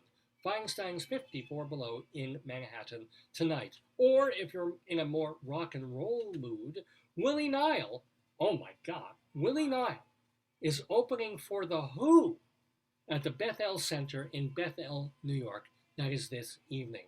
Also tonight at 5:30 at Birdland, it's Eric Comstock and Barbara Fasano, and I told you they'd be extended. They're playing through the end of June once a week, Saturday nights at 5:30 at Birdland. Letting you know also that, we have an Austin Pendleton alert. Austin Pendleton, the ubiquitous and the wonderful. He is not only on Broadway in The Minutes, but he's taking part in the Lower East Side Festival of the Arts, which also features our friend Phoebe Legere. I don't know how he can be doing that, well, tomorrow, since there's probably a matinee, but maybe he's worked around that to do the Lower East Side Festival of the Arts. Letting you know that June 2nd through the 4th, Donna McKechnie will be at Feinstein's 54 Below, an original actress, I think Tony winner for A Chorus Line, Donna McKechnie at Feinstein's 54 Below. On June 4th, Andre DeShields will be profiled on PBS television. LGBTQ+, Our Stories, Our Songs. Andre DeShields taking part in that on PBS TV. And then starting on June 4th again, this was a show that ran forever at the Soho Playhouse off Broadway. Pandemic came, it stopped, but Ted Greenberg is back in The Complete Performer. That is starting on June 4th, so I think it's next, 4th would be, 29th? Wednesday is 1. 30, 31, 1, 2, 3. So it's already next Saturday, but get ready for it. Once a week, The Complete Performer at the Soho Playhouse, running through December. Actually, yeah, every Saturday through December 3rd. Reminding you that at Seattle Repertory Theater, if you're out on the West Coast, Carl Gottlieb's book, The Jaws Log, has been adapted into the musical Bruce, playing through the end of June. Letting you know that Mr. Yunioshi, featuring our new friend J. Elijah Cho, is at Soho Playhouse, the place we were just talking about, on Van Dam Street, and that got a rave in Metro Arts, the Washington, D.C. website. So yay for J. Elijah Cho. Michael Takeif is doing Jews, God, and History at the Flea Theater, in the Siggy Theater in that complex. That is running now just through June 5th on Broadway. You're going to want to see J.O. Sanders in Girl from the North Country. Or you're going to want to see off-Broadway Stuart Zagnit in The Lucky Star at 59E59 theaters. You're also going to want to see Katsura Sunshine's Rakugo, Japanese storytelling at New World Stages, playing now through the beginning of September. Christian Knoll is in Dear Evan Hansen on Broadway at the Music Box. And I just saw this week on Broadway Paradise Square, which is co-written by our friend Larry Kerwan and choreographed by Bill T. Jones. And there is some terrific choreography in it. And Mr. Saturday Night, which is co-written by Amanda Green, that is on Broadway at the Niederlander Theater. Also want to remind you that Evan Seplow founded and runs the website stagebuddy.com about New York nightlife. You can hear a podcast about upstate New York history from Bob Cudmore at bobcudmore.com. And be sure I mentioned totaltheater.com to read some of the folks who've been on this show, like Mary Shen Barnage, Ann Siegel, Marie J. Kilker, and Willard Manis, and Ed Rubin, all writing about theater for totaltheater.com. And those, my friends, are the friends of the Daverhood.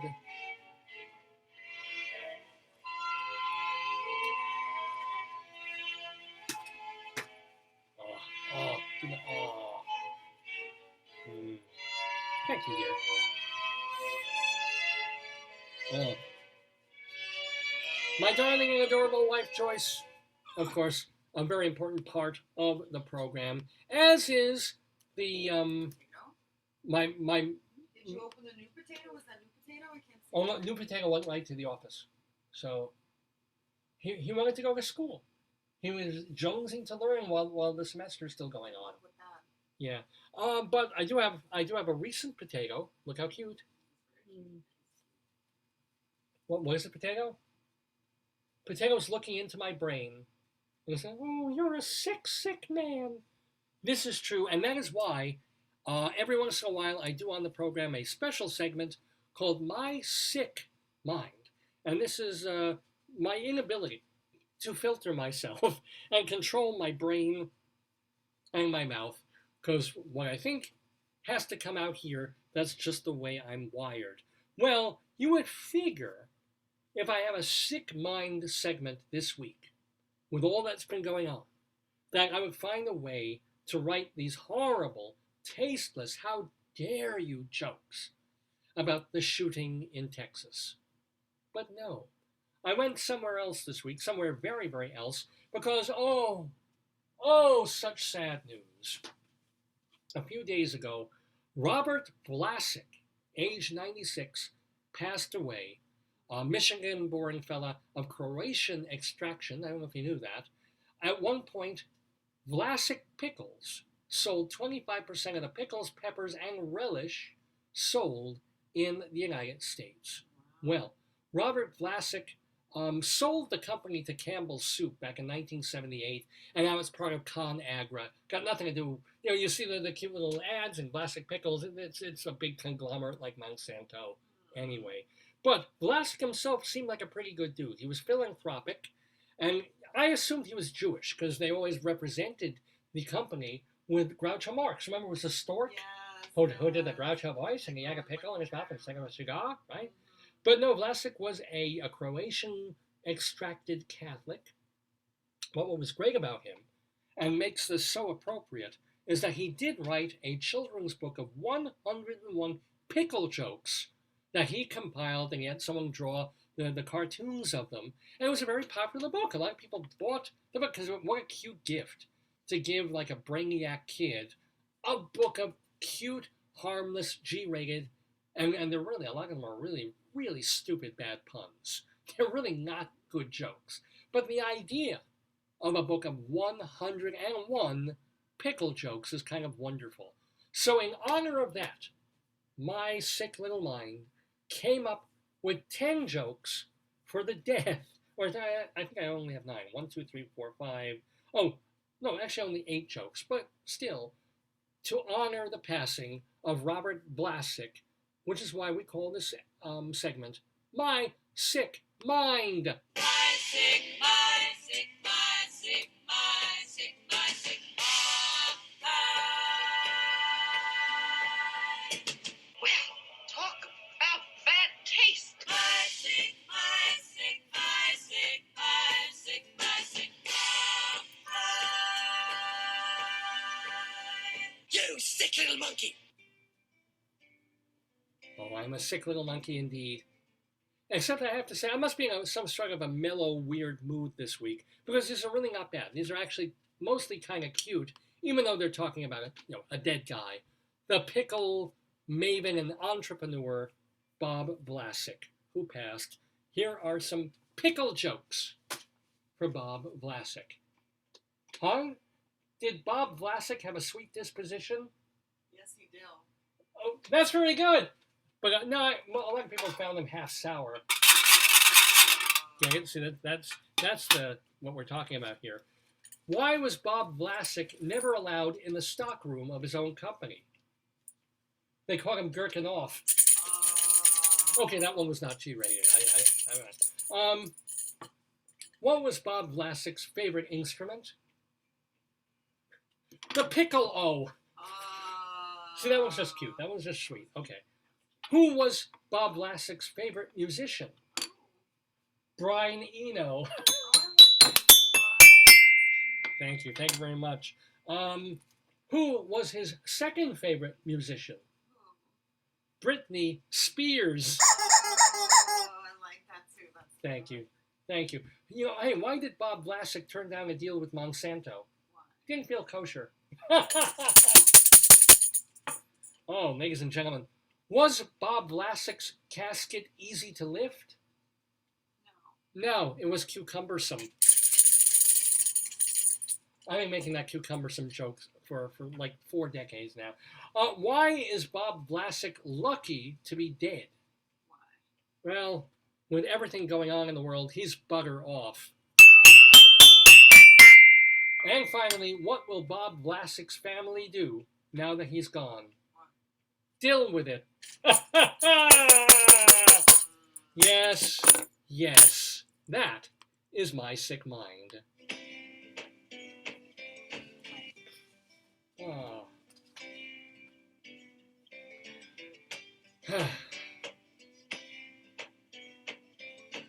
Yes, ladies and gentlemen, it is just about 12:30 in the afternoon Eastern Time, live here on this Saturday, early afternoon, holiday weekend, May 28th, 2022. I'm Dave Lefkowitz. This is my show. It's called Dave's Gone By, episode number 851. We, of course, called it Kid Friendly in honor of our delightful guest, Becca Kidwell.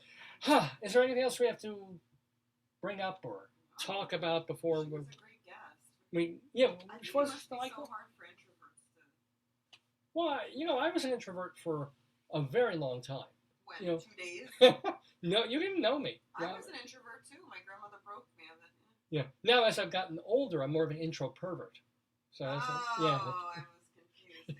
Yeah, pretty much. So let me tell you just a little bit about what's coming up on Dave's Gone By in weeks ahead, and then I'll let you go and you can start your weekend and your holiday. So we're expecting to do a show next Sunday, June 4th. I don't know who the guest will be or if we'll have a guest, but we're hoping to do a program. And then on June 11th, we've been pushing this already. Not next Sunday, next Saturday we have a show, but the Saturday after that, June 11th, usual time, 9 until noon and thereabouts, our annual Tony Broadway special. As we did our Inside Broadway segment this week. I love the theater. I'm just and I've seen a lot of the shows this year because I've been going back to the theater the past few weeks. So I will be talking with and interviewing a bunch of theater critics about all the different Tony Award categories: Best Actor in a Musical, Best Actress in a Play, Featured Actress in a Musical, Director, Score, Play, Revival, all of that, and maybe even some of the design categories too. But all these Tony categories, we get people on there who are experts in the field and can argue passionately about a particular category and say, oh, these are wonderful nominations, or hey, these are great, but why did they leave out so-and-so? And hey, this person I think will win, but this person really should win the Tony. All of that, we do it every year. It's a blast. Do you ever compare the predictions with the actual winners then? Do you talk about like... I get so brain dead after doing that show. That'd be nice to see like how many people got the right picks, who did the right picking. And I do that for myself a lot of times. I'll circle and pick, and then I'll watch the Tony Awards themselves and go, oh, I got it. Again, I didn't get it. I got it. I'm usually pretty good. I sometimes overthink it because I'm kind of an expert. I should get 15 out of 17, and I usually get closer to like 11. You should. I don't know. You should get a bunch. But it's almost as if it were random. Might as well be random with me. But you can check yourselves, and if you like theater or you're thinking about going back to the theater, it's out there. There's a bunch of Broadway shows. They really pulled a season out of no season at all a year and a half ago, and then chaos coming back, and then figuring out how to make Broadway work again. It's rather extraordinary. So if you want to celebrate that with me, June 11th, usual time, it'll be the 853rd episode of Dave's Gone By, our annual Tony special. Should be a whole lot of fun. And then coming up on June 18th, we have, this is really, really cool.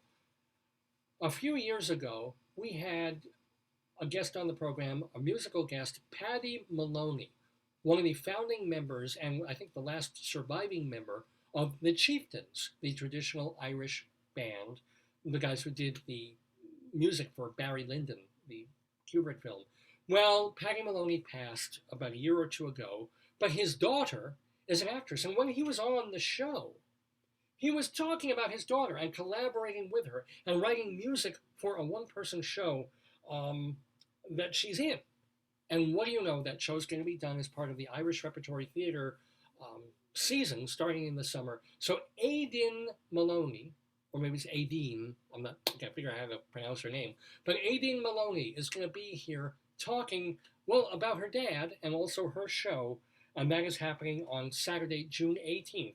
And then at the end of the month, we're going to have Tony Sportiello, longtime friend and acquaintance in the theater, because Tony and another friend of the Daverhood, Al Tapper, have worked together to buy and run a new it's not a new theater, an off-Broadway theater called the AMT, for Al, whatever his middle name is, Tapper. Yes. Al Mr. Tapper. So they're getting this theater, and they're really putting, Al Tapper has a lot of money. So they're refinishing it, they're renovating it, they're making it playable, and they want like a real sort of community repertory theater feel right on 45th Street, literally like 9th Avenue. And so it used to be the Ken Davenport Theater before it was the 45th Street Theater, like a rental house. Now they're going to curate it. I think also Tony has a very cute grandbaby. I'd like to see the grandbaby. Yeah. I always like the pictures. So it's sort of a quid pro quo. I feel, I've had Al Tapper on the show about 2 or 3 years ago because he writes musicals. Tony came to your reading of Shalom Dammit. Tony is a playwright. He came to, and I feel enjoyed greatly, when Rabbi Saul Solomon did a reading of Shalom Dammit, an evening with Rabbi Saul Solomon at the Dramatists Guild space. Tony came, and I'm very grateful for that. But now it's at the point of like, okay, Al's been on the show. I'm putting you on the show. You've got a theater. Hello. We'll see if it happens. Anyway, Tony Sportiello is hoping to, expecting to join us towards the very, very end of the month here in the Daverhood. So we've got a lot of great shows, a lot of great guests coming up for you here in the Daverhood. Always check our Facebook page for information about the show. Check our website, of course, davesgoneby.com, for information and news about the show, as well as all the archives, davesgoneby.com. Oh, and do give a look to my own other website. It's called davelefkowitz.org. There it is, Dave Lefkowitz. Actually, I can show my picture. Here it is. davelefkowitz.org. This is the place to read my work. So I've written plays, I've written hundreds of theater reviews, I've written song lyrics up the wazoo, and even, what else? And interviews and articles I published, all of them. Well, I mean, we're putting up more all the time, but there's already about 1,200 items on davelefkowitz.org. So you're going to want to check that out and visit. And maybe if you have a theater company and you're looking for a funny one-act play or maybe a longer piece, my plays are up there. They're not public domain. I would like to be paying a little something if you decide to do something with it, but I'll be reasonable. I just want people to read my work, and I want to see my work done. I'm at the age where that's really all that matters at this point. Anyway, davelefkowitz.org, davesgoneby.com, and this program, Dave's Gone By, of which you have been watching the 851st episode of the show. So tune in next Saturday, which will be the 4th of June. It will be, this is the unofficial start of summer that we're in, and we will have the 852nd episode of Dave's Gone By. I'm sure we'll be joking and talking about another school shooting by then, but until then, I want to thank my wonderful, darling, and adorable wife, Joyce. Love you, baby. Anything you want to say to our peoples? I'm cold. My hands are cold. Happy, well, I don't think Memorial Day is supposed to be happy, No, but you honors. My uncle used to. yeah. Is that when the veterans used to get the poppies, or is that a different time? I think Poppies is Veterans Day. Memorial's Yeah. Day.